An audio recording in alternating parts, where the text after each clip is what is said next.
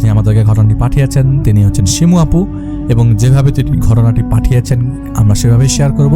তিনি যার কাছ থেকে ঘটনাটি শেয়ার করেছেন মানে পেয়েছেন আর কি, তিনি হচ্ছেন ফারজানা আপু। আমরা চলে যাব তার ঘটনায়। আসসালামু আলাইকুম ভাইয়া। আজকে যে ঘটনাটি শেয়ার করব সেই ঘটনাটি হচ্ছে আমার খুব ক্লোজ এক ফ্রেন্ডের। আমার সেই ফ্রেন্ডের নাম নূপুর। নূপুর আমার ছোটবেলার খুব কাছের একজন বান্ধবী। ওরা তেজগাঁও এলাকায় থাকতো। নূপুরের বাবা আবার টুকটাক কবিরাজি করত, ঝাড়ফুঁক, পানি পড়া ইত্যাদি। একদিন নূপুরের বাবা কোনো একটা কারণে প্যারালাইজড হয়ে যায়।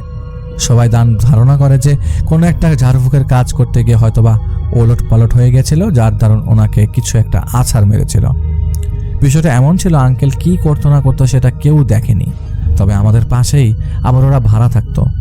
তখনকার সময় টিন শেড বাড়ি ছিল, ছোটোখাটো কয়েকটা কাঠের দোকান ছিল হাতির ঝিলে। এখন যেমনটা সুন্দর তখন তেমন ছিল না। তখনকার সময় হাতির ঝিল ছিল খুবই নোংরা একটা জায়গায়, প্রচুর ঘনবসতিপূর্ণ এলাকা। একদিন রাতে এক মহিলা ওয়াশরুমেও যাওয়ার জন্য ওঠে। ওয়াশরুম যাওয়ার সময় উনি দেখলো কাউকে ধরে কেউ মনে হয় টিনের সাথে খুব জোরে জোরে আছাড় মারছে। আমরা যখন কোনো কিছুতে রাগ করে বাড়ি দিলে যেমন শব্দ হয়, তেমনভাবে শব্দটা অদৃশ্য কেউ একজন কাউকে ধরে ধরে মারছে। এমনটা দেখে মহিলা দেয় এক চিৎকার। মহিলার পেটে ছিল 7 মাসের বাচ্চা। চিৎকার দেওয়ার সাথে সাথে মহিলার বাচ্চাটা ওখানেই মিসক্যারেজ হয়ে যায়। এতক্ষণ যে টিনের সাথে বাড়ি দিল সেইটা কেউ টের পায়নি। যখনই মহিলাটার চিৎকার দিল ঠিক তখনই মোটামুটি মানুষ জেনেছে আর টের পেয়েছে। সবাই স্পটে এসে দেখে এতক্ষণ ধরে আছাড় মারা হচ্ছিল সে আর কেউ না, নূপুরের আব্বু। পরে সকলে এসে সেই মহিলা আর আঙ্কেলকে উদ্ধার করে ডক্টরের কাছে নিয়ে যায়। মহিলাটার বাচ্চা মৃত হয় আর আঙ্কেল মোটামুটি প্যারালাইজ হয়ে যায়। তখন নূপুর 5 কি 6-এ পড়ে। আমি আর নূপুর সেম বয়সী। নূপুরের বাবা যখন প্যারালাইজড হয়ে গেল তখন সেই সময় নূপুর ওর বাবার সাথেই থাকতো। নূপুর যখন 9-এ উঠল তখন ওর আব্বা হঠাৎ করেই মারা যান। কিভাবে মারা গেল, কেন মারা গেল সেটা আমরা কেউ ভালোভাবে জানি না। এরপর থেকে নূপুর একটা জিনিস দেখতো, আর তা হচ্ছে ওর বাবাকে, এবং বাবাকে প্রায় সময় দেখতো। নূপুর ওর বাবাকে ঠিক সেই সময়গুলোতেই দেখতো যখন নাকি নূপুরের সামনে বিপদ আসবে বা কেউ মারা যাবে। ঠিক ওই সময়টাতেই নূপুরের বাবা ওর সোনার সাথে দেখা করতে আসতো আর স্বপ্নে বলে দিত আমাদের এলাকায় এক মহিলা থাকতো। তো সে আবার নূপুরের খুব দুঃসম্পর্কের আত্মীয়। নূপুর রাতে স্বপ্নে দেখলো ওই মহিলা অ্যাক্সিডেন্ট করেছে। সকালবেলা নূপুর ওর মাকে বলতে যে আম্মা আমি ওই ফুফুকে দেখলাম অ্যাক্সিডেন্ট করতে, ওনাকে বইলো আজকে সাবধানে চলাফেরা করতে। ওর মাকে বলার পর ওর মা তেমন আর পাত্তা দেয় নাই, ভাবে ছোট মানুষ কি না কি বলছে। নূপুর আর ওই দিন সারাদিন বাসা থেকে বের হলো না। আজব ব্যাপার হচ্ছে সেই মহিলা বিকালবেলা যায় চায়ের দোকানে চা নেওয়ার জন্য। ওদের এলাকার রাস্তাটা আবার বেশ ছোট বলে ভুল হবে, 2 পাশে দোকান আর বাজারের বসার কারণে রাস্তা ছোট চিপা গলির মতো হয়ে গেছে। ওই দিন সেই এলাকায় একটা ট্রাক ঢোকে, সম্ভবত বালু বা ইটের ট্রাক। সেই মহিলা চায়ের দোকানের সামনে দাঁড়ায় চা নেওয়ার জন্য।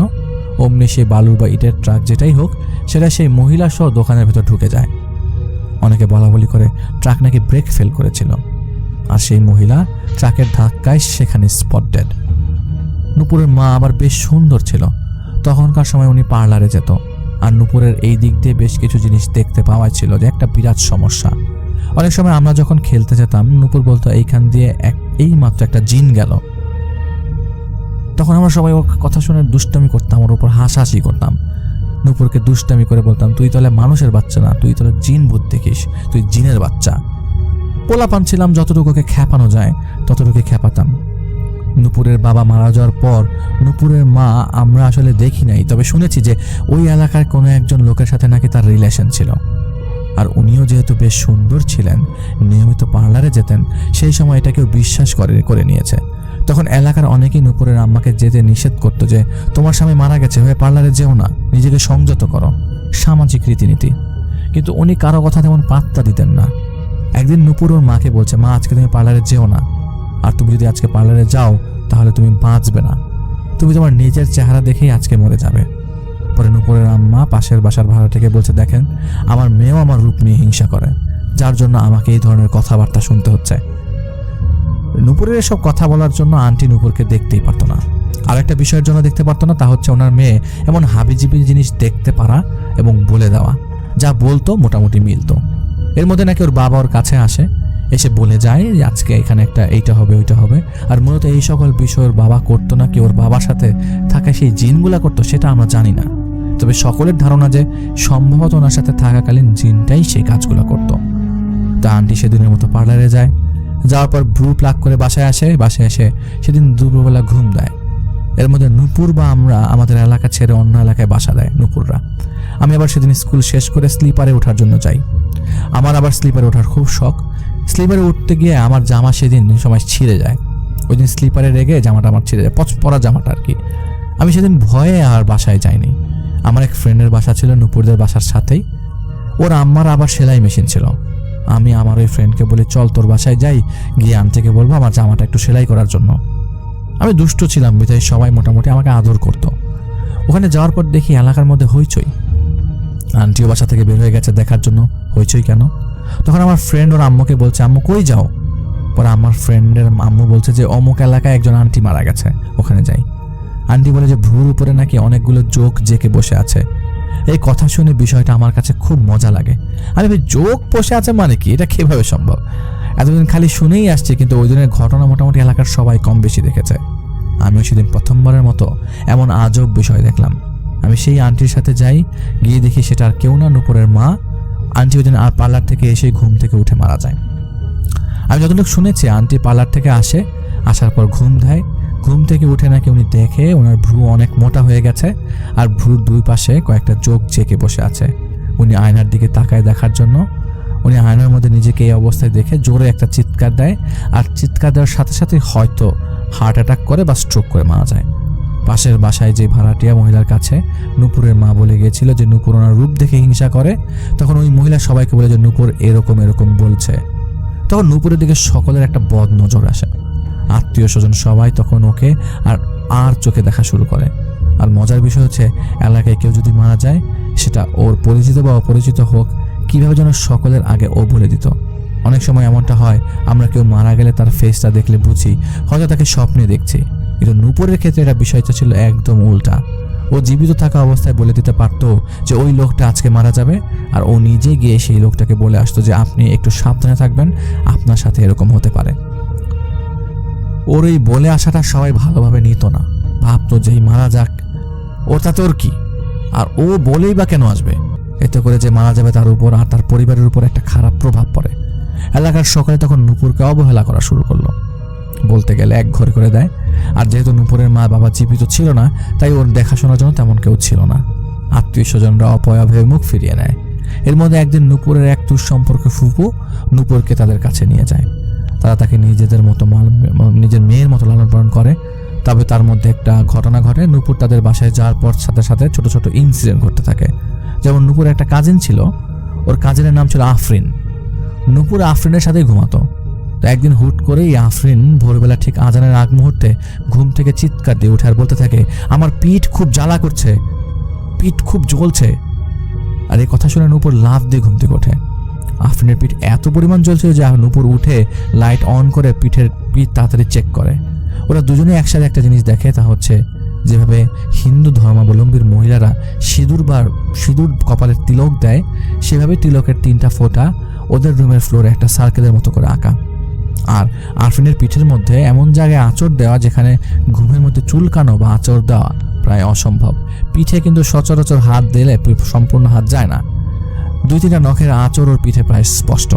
আর নূপুর তখন আফরিনকে জিজ্ঞাসা করে, কি ব্যাপার, তোকে এভাবে কে আঁচড় দিল? তখন আফরিন আর কোনো উত্তর দিতে পারে না। নূপুর বলে, যা হওয়ার হয়ে গেছে, ঘুমা, পরে এই বিষয় দেখব। কিন্তু আফরিন একটা কথাই বলে, মানলাম ঘুমের মধ্যে এমন কিছু হয়, কিন্তু এভাবে নখের আঁচড় তো পিঠের এমন জায়গায় যেখানে আমার হাত পৌঁছায় না। সেদিনের মতো এই ঘটনাটা ঘটে। এর মধ্যে আফরিন আবার একটা বিড়াল পালতো। নূপুর সবসময় বলতো বিড়ালটা যেন ওর থেকে দূরে রাখা হয়, ওর কাছে বিড়ালের অস্তিত্ব খুব একটা ভালো লাগে না। নূপুর আর আফরিন যখন একসাথে ঘুমাতো, বিড়ালটা মশারির ভিতরে গিয়ে ওদের পায়ের কাছে শুয়ে থাকতো।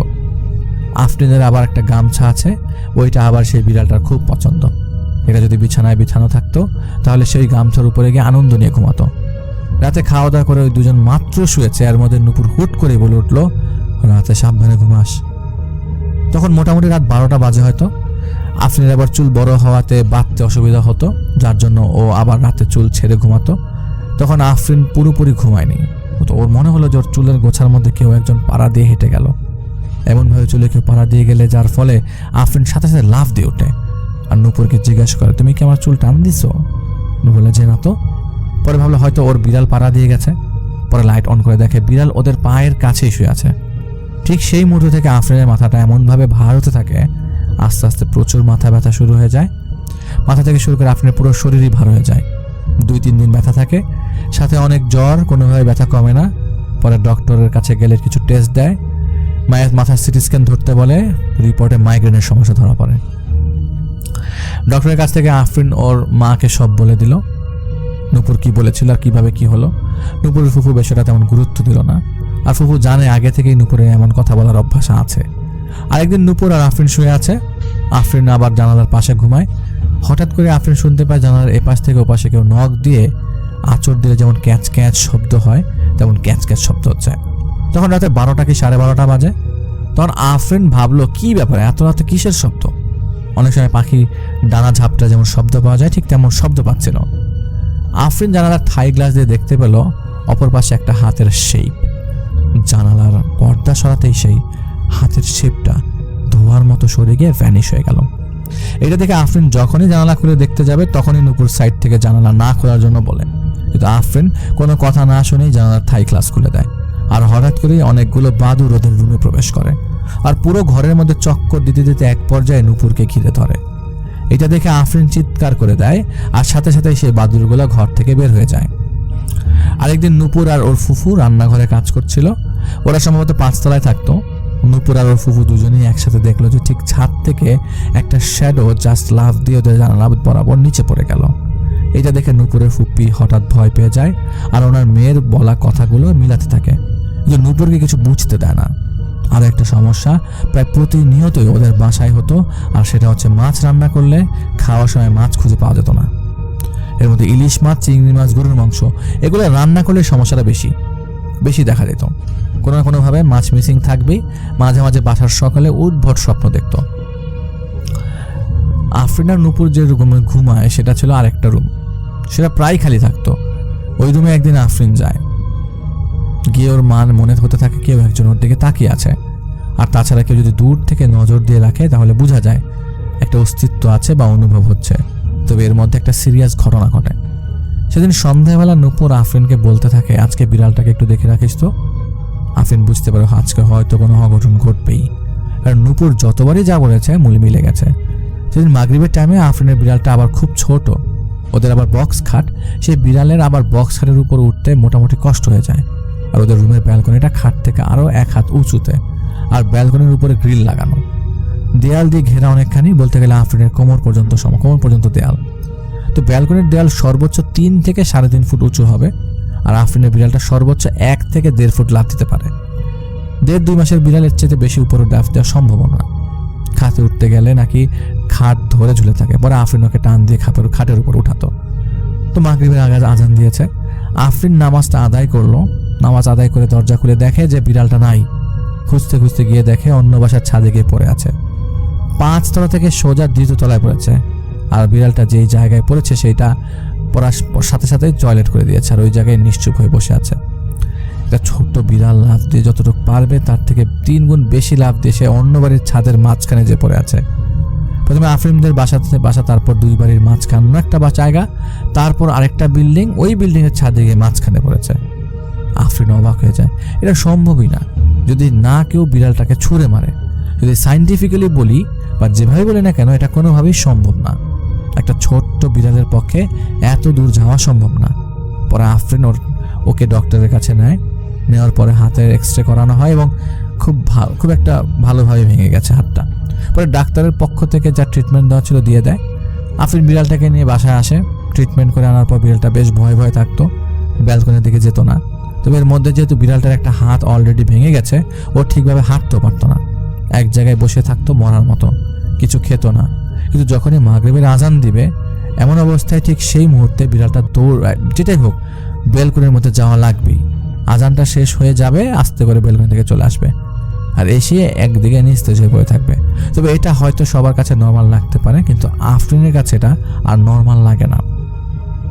হয়তো অনেকের মনে হতে পারে মাগরিবের সময় ব্যালকনিতে যাওয়া এমনটা কি বিষয়, কিন্তু 2 দিন 3 দিন হলে না হয় একটা কথা ছিল, কিন্তু একটানা 8-9 দিন একই সময়ে একই টাইমে যে বিড়াল সারাদিন মরার মতো বসে থাকতো, সেটা মাগরিবের সময় অ্যাক্টিভ হয়ে ওই ব্যালকনিতে চলে যেত। আর তাছাড়া এটা এমনও না যে বিড়ালটা অসুস্থ অবস্থায় এই কাজটা কন্টিনিউ করছে। এর মধ্যে ওর শাহজালাল মাজারে যায়। মাজারে যাওয়ার পর সেই স্থানটা একটা কবরস্থান আছে, আর সেই কবরস্থানের সাইডের গেট দিয়ে ঢুকতে ঢুকতেই সন্ধ্যা আজান দিয়ে দেয়।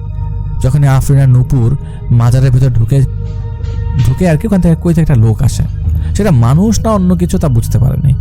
মাজারে অনেক রকমের লোক থাকে, এর মধ্যে কেউ টাকা উঠায়, আবার কেউ অন্যান্য কাজ করে। লোকটা জাস্ট এসে নূপুরকে একটা সালাম দেয়, সালাম দিয়ে ওর হাতের সাথে হাত মিলাতে চায়। পরে আফরিন সেই লোকের সালামের উত্তরটা জোরে দেয়, কিন্তু নূপুরের কোনো রেসপন্স ছিল না। পরে সেই লোকটা নূপুরের দিকে তাকায় আর নূপুরকে উদ্দেশ্য করে বলে, আম্মা, আপনাকে আমি সালাম দিছিলাম। তো নূপুর সালামের উত্তরটা নিয়ে 2-3 কদম পা ফেলছে। আর আফরিনের মনে খটকা লাগে যে লোকটা আসলে কোনো টাকা পয়সা চাইবে কিনা, দেখি তো লোকটা আছে কিনা। এই বলে ঘাড় ঘুরে দেখে লোকটা সেখানে নাই। এত দ্রুত ওইখান থেকে চলে যাওয়ার কোনো অপশন নাই, জাস্ট কয়েক সেকেন্ডের ব্যাপার। এর মধ্যে ওরা দুজন সাথে সাথে এই ঘাটটা ঘুরায়, আর দুজন কিছুক্ষণ লোকটাকে খুঁজতে থাকে, কিন্তু কোথাও পায় না। ওরা ভাবতে থাকে কি ব্যাপার, লোকটা গেল কই। তাছাড়া লোকটা ওদের সামনে দাঁড়ানো ছিল, সেখান থেকে ওরা জাস্ট ঘুরে 2-3 কদম হেঁটেছে, এর মধ্যে একেবারে ভ্যানিশ হয়ে যাওয়া তো সম্ভব না। আর ওইটা যেহেতু পুকুর পাড়ের সাইড ছিল, আর পেছনে হচ্ছে গেট দিয়ে তো যদি বের হয়ে যায় তাহলে মিনিমাম 1 মিনিট সময় লাগবে। ওইখানের এই ঘটনা ঘটলো, যা ওদের সকলের কাছে খুব অদ্ভুত লাগে। আর সেই লোককে দেখার কি মানে হতে পারে সেটা ওরা সঠিক জানতো না, আর সেই লোকটা আদৌ মানুষ ছিল নাকি সেটাও ওরা জানে না।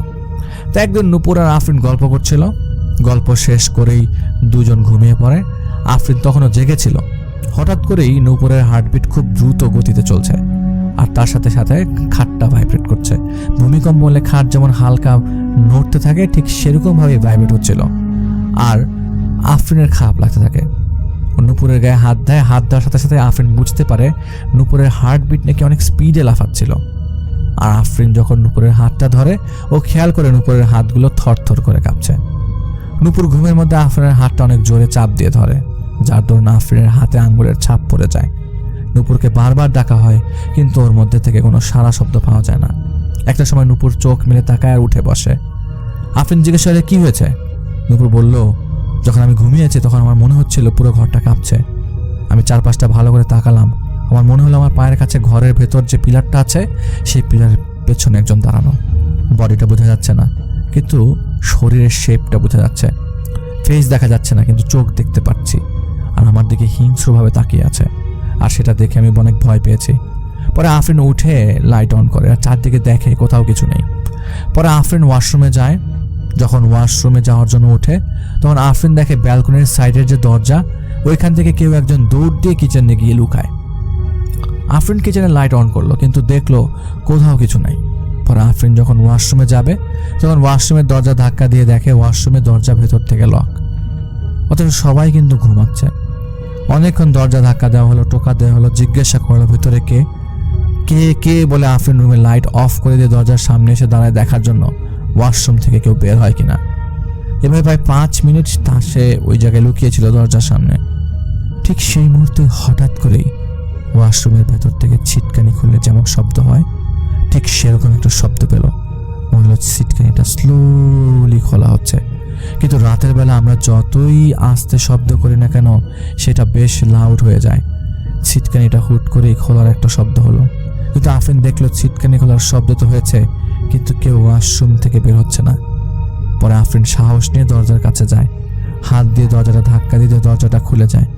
অথচ কিছুক্ষণ আগে দরজাটা লক ছিল, আর ছিটকানি যে খুলে যে বের হয়নি সেটা ও নিজের দরজার পেছনে লুকিয়ে থেকে দেখেছে।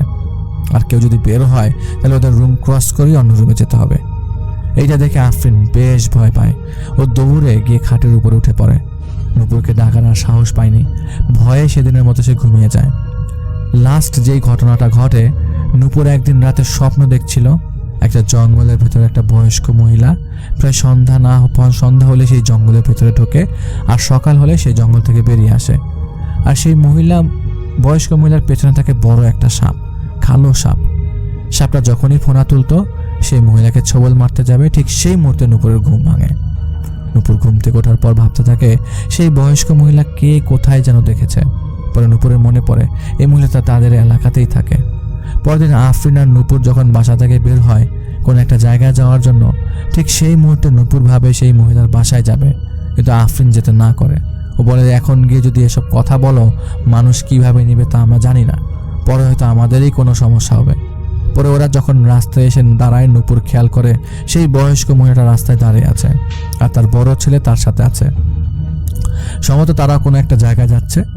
নূপুর সেই মহিলাকে দেখে দৌড়ে তার কাছে যায়। সেই মহিলা তার ছেলেকে বলে, আপনার আম্মাকে কিছুদিন সাবধানে রাখবেন, ওনার বেশ বড় বিপদ। তার ছেলে জিজ্ঞেস করে, তুমি কিভাবে জানলে? পরে নূপুর বলে, আমি জানি। সেই মহিলার ছেলে ভাবে হয়তো নূপুরের মাথা খারাপ, আর খারাপ না ভাবারও উপায় নেই। হঠাৎ করে কেউ এসে যে ধুম করে এসব কথা বলে তাহলে কে বিষয়টা ভালোভাবে দেখবে। সেই মহিলার ছেলে কিছুটা রাগান্বিত হয়ে নূপুরকে ধমক দেয় আর বলে, এখান থেকে চলে যাও। তখন আসার সময় নূপুর একটা কথাই বলেছিল, আপনার আম্মার খেয়াল রাখেন। এর 2 থেকে 3 দিন পর সেই লোকটা নূপুরদের বাসায় খুঁজে আসে নূপুরের কাছে আর জিজ্ঞেস করে, তুমি সেই দিন সেই কথাটা কিভাবে বললা? নূপুর বলল, আমার বাবা আমাকে স্বপ্নে এসে বলে গেছে। তখন সেই লোকটা জানালো যে ওনার বাবার বাড়িতে কিছু জায়গা জমি নিয়ে সমস্যা হচ্ছে, তাই তিনি আর তার মা সেদিন গ্রামের বাড়িতে যাওয়ার উদ্দেশ্যে রওনা দেয়। তারা ঠিকভাবেই পৌঁছায়। দুপুরের মধ্যে জায়গায় বা মীমাংসা করার দরকার করে ফেলে।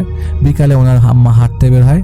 গ্রামের 2 পাশের রাস্তা দিয়ে সামান্য কিছু বাঁশঝাড় আর ঘন জঙ্গল আছে। উনি যখনই ওইখানে জায়গাটা ক্রস করতে যাবে, কোথা থেকে একটা বিষাক্ত সাপ এসে তাকে ছবল মারে আর সাথে সাথে ওনার মুখ দিয়ে লালা বের হয়ে উনি ওখানেই মারা যান। এটা নূপুর সর ফুপুর পরিবারের সকলে শোনে আর বেশ ভয় পায়। এলাকায় মোটামুটি জানাজানি হয়ে যায় যে এই মেয়ে যা বলে তাই হয়। একদিন হঠাৎ করেই শুনি নূপুর কোথায় যেন গায়েব হয়ে গেছে। কোথায় গেছে কেউ জানে না। আমরা তখন সেই এলাকা ছেড়ে চলে আসি, যার দরুন নূপুরের ব্যাপারে আর তেমন কিছু জানা হয়নি। এই ছিল ঘটনা। সবাই ভালো থাকবেন। আসসালামু আলাইকুম।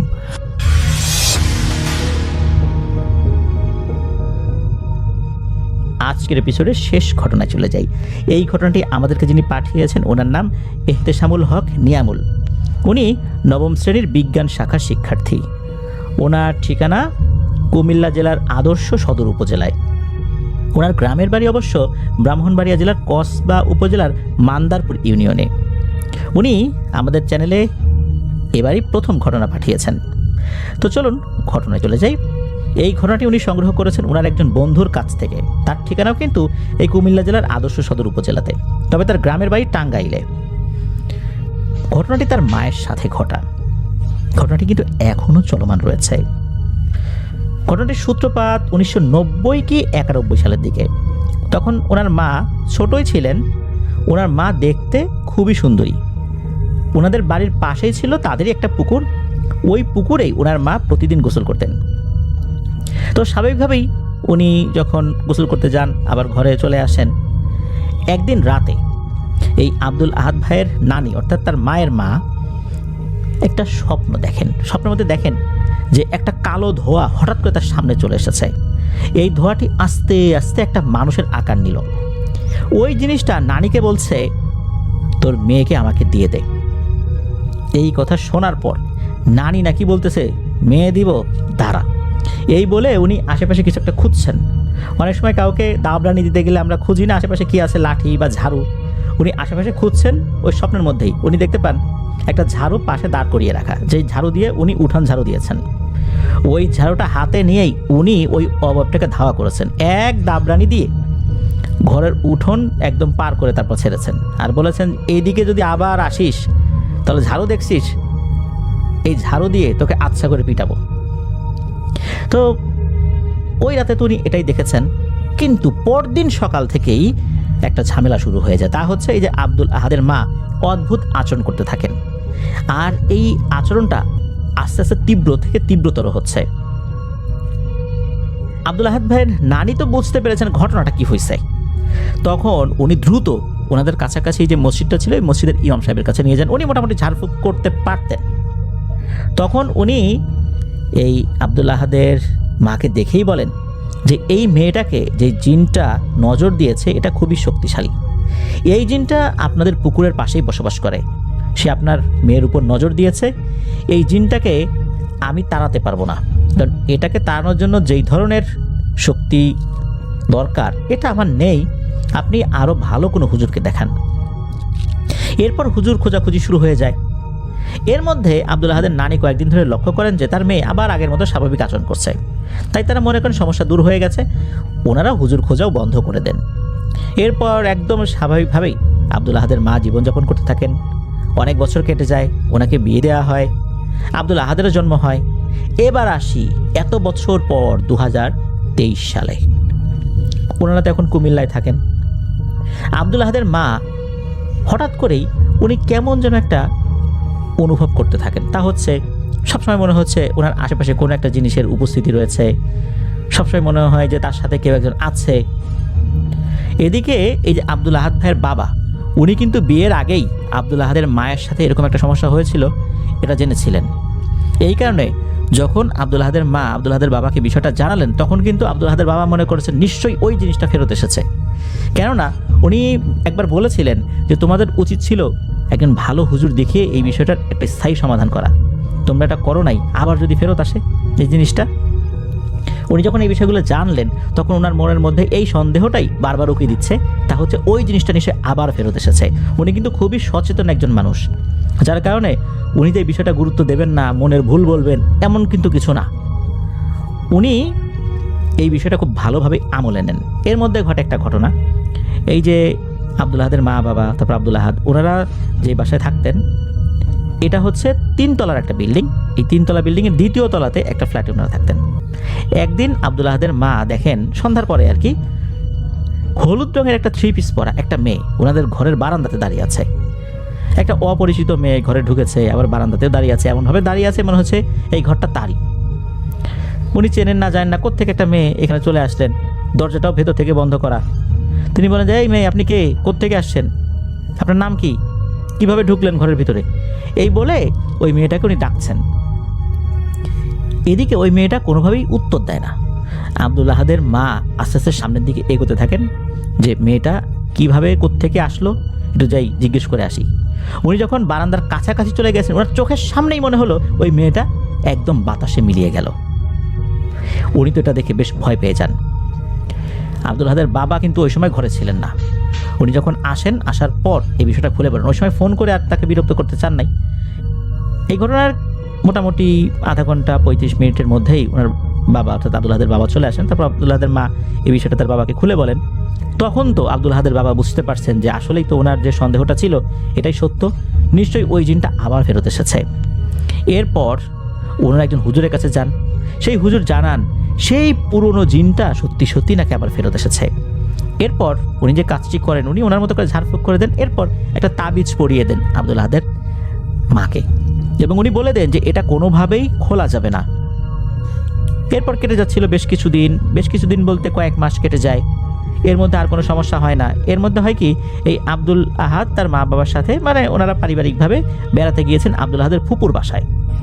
সময়টা ছিল শীতকাল। শীতকালে আমাদের দেশগুলোতে যেটা হয়, অর্থাৎ গ্রাম অঞ্চলে বা শহর এলাকায় কম হয়, গ্রাম অঞ্চলে বেশি হয়, সেটা হচ্ছে পিঠা বানানোর একটা ধুম পড়ে যায়। বিশেষ করে কোনো গেস্ট আসলেই, গ্রামের কথা বলছি, তারা কিন্তু বিভিন্ন ধরনের আমাদের যে দেশি পিঠাগুলো আছে, ভাপা পিঠা, তেলের পিঠা, তারপর যেটাকে ভাজা পিঠা বলে, তারপর ভিজানো পিঠা, পাটিসাপটা পিঠা, তো এরকম বিভিন্ন ধরনের পিঠা কিন্তু বানাচ্ছেন ওনারা। তো বানাতে বানাতে হঠাৎ করে ওই যেহেতু আব্দুল আহাদের মা উনিও তো এগুলো বানাতে বেশ পটু, যেহেতু ওনার স্বামীর বোন অর্থাৎ আব্দুল আহাদের ফুপু উনি বানাচ্ছেন, তাকে সহযোগিতা করছেন। সহযোগিতা করতে করতে হঠাৎ করে কি মনে করে ওনার হাতের দিকে নজর পড়ে, মানে নিজের নজরটাই নিজের হাতের দিকে পড়ে। তাকিয়ে দেখেন ওই তাবিজটা নাই। উনি তো কোনোভাবেই এই জিনিসটা আর খুঁজে পেলেন না। তবে হারিয়ে যাবার পরপরই যে কোনো সমস্যা হয়েছে বিষয়টা এরকম না। 2024 সালের একটি ঘটনা। আব্দুল আহাদের মা মধ্যরাতে উনি যখন ওয়াশরুমে গিয়েছেন, এটা কিন্তু ফ্ল্যাট বাসার কথা বলছি। ফ্ল্যাট বাসায় কি হয়, ফ্ল্যাট বাসায় দেখা যাচ্ছে ওয়াশরুমের একটা পাশে একটা জানালা থাকে, ছোট্ট একটা জানালা থাকে, দেখা যাচ্ছে থাই গ্লাসের একটা জানালা, এক পার্ট খুলে দেওয়া যায়। তো উনি ওয়াশরুমে গিয়েছেন, ওয়াশরুমে যাবার পর যখনই আসলে ঢুকেছেন ভেতরে, ওনার নজর যায় ওই জানালার দিকে। তখন উনি ভয়ঙ্কর একটা জিনিস দেখতে পান। উনি দেখতে পান বিশাল বড় একটা চোখ। ওই চোখটা ওই জানালার ফাঁকা অংশ দিয়ে তাকিয়ে রয়েছে। অনেক সময় দেখা যায় আমরা এক চোখ দিয়ে কোনো ছিদ্র দিয়ে তাকাই না, আমরা যদি এক চোখ দিয়ে কোনো ছিদ্র দিয়ে তাকাই, ছিদ্রের অপর পাশে যদি কেউ থাকে, সে আমাদের চোখটাকে কিভাবে দেখবে? মনে হচ্ছে আব্দুল আহাদের মা ওই রকমভাবে চোখটাকে দেখছেন, অর্থাৎ দুই চোখের মধ্যে এক চোখ দিয়ে জানালার ওই ফাঁকা জায়গাটার দিকে তাকিয়ে তাকিয়ে আব্দুল আহাদের মাকে দেখছে। যখন এরকম ভয়ঙ্কর একটা চোখ উনি দেখেছেন, এত বড় চোখ তো কোনো মানুষের হয় না, আর চোখটা ছিল অনেকটাই লাল টকটকে, মনে হচ্ছে চোখে রক্ত জমে গেছে। ওয়াশরুমে তো উনি ঢোকার আগে লাইটটা বাইরে থেকে জ্বালিয়েই ঢুকেছেন, যার কারণে ওই চোখটা উনি স্পষ্টভাবে দেখতে পেয়েছেন। ওই চোখের সাথে ওনার যখন চোখাচোখি হয়ে গেছে, তখন তো উনি মারাত্মক ভয় পেয়ে যান। সাথে সাথে উনি ওয়াশরুম থেকে বের হয়ে যান। তখন আব্দুল আহাদের বাবা ঘুমাচ্ছিলেন, তাকে তো ডেকে তোলেন যে আমি তো এরকম এরকম জিনিস দেখছি। এ কথা শোনার পর আব্দুল আহাদের বাবাও ভয় পেয়ে যান। উনি তাড়াতাড়ি ওই ওয়াশরুমে আসেন, এসে দেখেন কিছুই নেই, কিছু থাকবে না, এটাই স্বাভাবিক। এর কয়েকদিন পরের একটা ঘটনা, এই আব্দুল আহাদের মা বাবা ওনারা যেহেতু ওই ঘরে বেশ কয়েকটা রুম ছিল, মাঝে মাঝে আব্দুল আহাদের বাবা অন্য রুমে ঘুমাতেন মাঝে মাঝে। তো এক রাতে হয় কি, আব্দুল আহাদের বাবা তখন পাশের রুমে ঘুমিয়েছেন। অনেক সময় হয় কি, উনি কোনো কারণে দেরিতে আসছেন, দেরিতে আসার পর জামা কাপড় চেঞ্জ করবেন, একটু ফ্রেশ হবেন, এদিকে আব্দুল আহাদের মা তো আব্দুল আহাদকে নিয়ে ঘুমিয়ে আছে এক রুমে, তার বাবা আসতে দেরি করেছে বলে। তখন আর উনি এই পাশে এসে ঘুমান না, আর এক রুমে ঘুমান। তো এরকমই একটা রাতের ঘটনা, ওই রাতে আব্দুল আহাদের বাবা এসে অন্য রুমে ঘুমিয়েছেন। রাত ঠিক কয়টা বাজে এটা অনুমান করা যায়নি, হয়তো 1-1:30টার মতো বাজতে পারে। আব্দুল আহাদের মা খেয়াল করেন, ওনার হঠাৎ ঘুম ভেঙে যায়, উনি খেয়াল করেন যে ওনার পায়ের দিকে আব্দুল আহাদের বাবা উল্টো দিকে ফিরে দাঁড়িয়ে আছে। যেহেতু ওনার হাজব্যান্ড, উনি কিভাবে দাঁড়িয়ে থাকলে বোঝা যায় যে এটা উনি, এটা তো উনি বুঝতে পারেন, অর্থাৎ আব্দুল আহাদের মা বুঝতে পারেন, পেছন দিক থেকেও বুঝতে পারছেন যে আব্দুল আহাদের বাবা দাঁড়িয়ে আছে, মানে ঠায় দাঁড়িয়ে আছে উল্টো দিকে ঘুরে। উনি বলছেন যে এই আব্দুল আহাদের বাবা, এই আব্দুল আহাদের বাবা, এভাবে কয়েকবার ডাক দিয়েছেন। প্রথমবার ডাক দিয়েছেন, তখন কোনো রিপ্লাই না পেয়ে আবার একটু জোরে ডাক দিয়েছেন। দ্বিতীয়বার ডাক দিয়েছেন, তখনও কোনো রিপ্লাই না পেয়ে মনে করছেন যে শুনতেছে না, আবার ডাক দিয়ে এবার জোরে ডাক দিয়েছেন। এদিকে হয় কি, আব্দুল আহাদের বাবা উনি তো অন্য রুমে ঘুমিয়ে আছেন। উনি চিন্তা করছেন কী ব্যাপার, আমাকে ডাকে, দেখি যাই তো দেখি ওই পাশে। উনি উঠে দরজা খুলে যেই না ঢুকেছেন ভেতরে, তখন আব্দুল আহাদের মা চমকে উঠেছেন, কারণ উনি ওই সময় দেখছেন যে এইখানেও একটা অবয়ব দাঁড়িয়ে আছে, আর দরজা দিয়ে আব্দুল আহাদের বাবা ঢুকছে।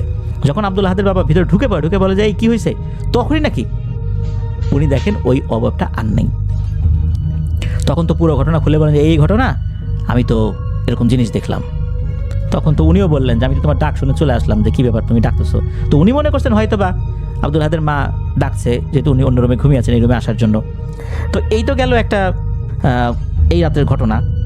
এরপর থেকে কিন্তু মারাত্মক আর একটা সমস্যা শুরু হয়ে যায়, তা হচ্ছে আব্দুল আহাদের মা বাবার দুজনের মধ্যে একদম ছোটোখাটো বিষয় নিয়ে ওনারা এমন ঝগড়াঝাটি শুরু করেন, যেটা আসলে ঝগড়ার কোনো ইস্যুই না। একজন আরেকজনকে মাঝে মাঝে সহ্য করতে পারেন না, এমন একটা অবস্থা হয় যে সংসারই ভেঙে যাবে, এমন একটা অবস্থা। তবে আব্দুল আহাদের বাবা অত্যন্ত সচেতন মানুষ, আল্লাহর রহমতে উনি কিন্তু এরকম সিচুয়েশনে বুঝতে পারেন যে এটা স্বাভাবিক কোনো বিষয় নয়, এটা ঝগড়ার কোনো ইস্যুই না। তারপর ওনারও মেজাজ বিগড়ে যায়, আব্দুল আহাদের মায়ের মেজাজও বিগড়ে যায়। উনি সাথে সাথে কিন্তু সেটা সহ্য করে নেন, মানিয়ে নেন। উনি বুঝতে পারেন যে এটা আসলে একটা নির্দিষ্ট কারণে হচ্ছে, শুধু ঝগড়ার কারণে হচ্ছে না, বা কোনো বিষয়ে মনোমালিন্য হয়েছে, বিষয়টা এরকম না। এর মধ্যে আর একটা বিষয় ওনারা আবিষ্কার করেন, তা হচ্ছে এই আব্দুল আহাদ কি মনে করে একটা সাদা রঙের খুব সুন্দর বিড়ালের বাচ্চা নিয়ে আসছিল বাসায়। আনার পরই নাকি আব্দুল আহাদের মা মনে হচ্ছে বিড়ালটাকে দেখে প্রচণ্ড ভয় পেয়েছে, অথচ উনি কিন্তু বিড়াল পছন্দ করেন, বিড়াল দেখে ভয় পান না। কিন্তু বিড়াল উনি পালতেন না, এটা সত্য, কিন্তু বিড়ালকে যে উনি অপছন্দ করতেন, ঘৃণা করতেন, বিষয়টা এরকমও না। যখনই নাকি বিড়ালটাকে বাসায় নিয়ে আসা হয়েছে, উনি মনে হচ্ছে যে ভূত দেখেছেন, এমন আতঙ্কিত হয়েছেন। এই বিড়ালটা এখানে কেন, তাড়াতাড়ি সরা, আমি বিড়াল সহ্য করতে পারতেছি না, নিয়ে যা, সরা। তো এমন আতঙ্কগ্রস্ত উনি হয়ে গেছেন, বা আতঙ্কিত হয়ে গেছেন, আর এমন একটা আচরণ ওই সময় করছিলেন, আব্দুল আহাদ বাধ্য হয়ে ওই বিড়ালটাকে বাসার বাইরে দিয়ে এসেছিল। অর্থাৎ আব্দুল আহাদের মা বিড়াল কোনোভাবেই সহ্য করতে পারছিলেন না, বিড়ালের উপস্থিতি উনি কোনোভাবেই মেনে নিতে পারছিলেন না। এই সমস্যা কিন্তু এখনও চলমান রয়েছে, এখনও পারিবারিক কিছু ঝামেলা মাঝে মাঝেই নাকি ওই জিনটা বাঁধিয়ে দেয়, যেটা আব্দুল আহাদের মায়ের সাথে রয়েছে। চেষ্টা করে যে আব্দুল আহাদের বাবার সাথে যেন তার দূরত্ব তৈরি হয়। তো এটি ছিল ঘটনা। প্রিয় লিসেনার্স, এই যে এই ধরনের ঘটনাগুলো, বিশেষ করে যারা এই টাইপের আশিক জিনের খপ্পরে পড়েছে, হোক তা পুরুষ হোক সে মহিলা, তাদের সংসার জীবনটা কিন্তু খুবই দুর্বিষহ হয়ে ওঠে। অনেক ছোট ছোট বিষয় নিয়ে এমন ঝগড়া বেঁধে যায় যেটা আসলে ঝগড়ার কোনো ইস্যুই না। যেটা এই ঘটনার মাধ্যমে আমরা জানতে পারলাম। আরও একটা বিষয়, সেটা হচ্ছে বিড়াল কিন্তু নেগেটিভ এনার্জিগুলো শোষণ করতে পারে। আল্লাহ তাআলা তাদের বডিতে এমন একটা জিনিস দিয়ে রেখেছেন যে ঘরের মধ্যে যদি কোনো নেগেটিভ এনার্জি থাকে, এই জিনিসটা কিন্তু বিড়াল অনেকটাই দুর্বল করে দেয়, যার কারণে কোনো নেগেটিভ এনার্জি থাকলেও তা বিড়ালের উপস্থিতি সহ্য করতে পারে না। আর বিড়াল এমন একটি প্রাণী, যেই প্রাণীকে স্বয়ং রাসূলুল্লাহ সাল্লাল্লাহু আলাইহি ওয়াসাল্লাম ভালোবাসতেন। অনেকেই কিন্তু বিড়ালকে বিনা কারণে আঘাত করে থাকেন, কোনো কারণ ছাড়াই। এটা কিন্তু মোটেও উচিত নয়। শুধু বিড়াল কেন, কোনো প্রাণীকেই বিনা কারণে আঘাত করা উচিত নয়। অনেকেই বলেন বিড়ালের অভিশাপ যদি একবার কারো লেগে যায়, এ থেকে মুক্তি পাওয়া অত্যন্ত কঠিন ব্যাপার। কোনো হুজুর দিয়ে ঝাড়ফুঁক করিয়ে কিন্তু এই অভিশাপ থেকে মুক্তি পাওয়া অত্যন্ত দুরূহ ব্যাপার, আল্লাহ যদি ক্ষমা না করেন। এই জন্য বিনা কারণে আমরা কোনো প্রাণীকে আঘাত করব না, আর রাতের বেলা তো অবশ্যই করব না। ধন্যবাদ জানাচ্ছি এহতেশামুল হক নিয়ামুলকে আপনার পাঠানো ঘটনার জন্য।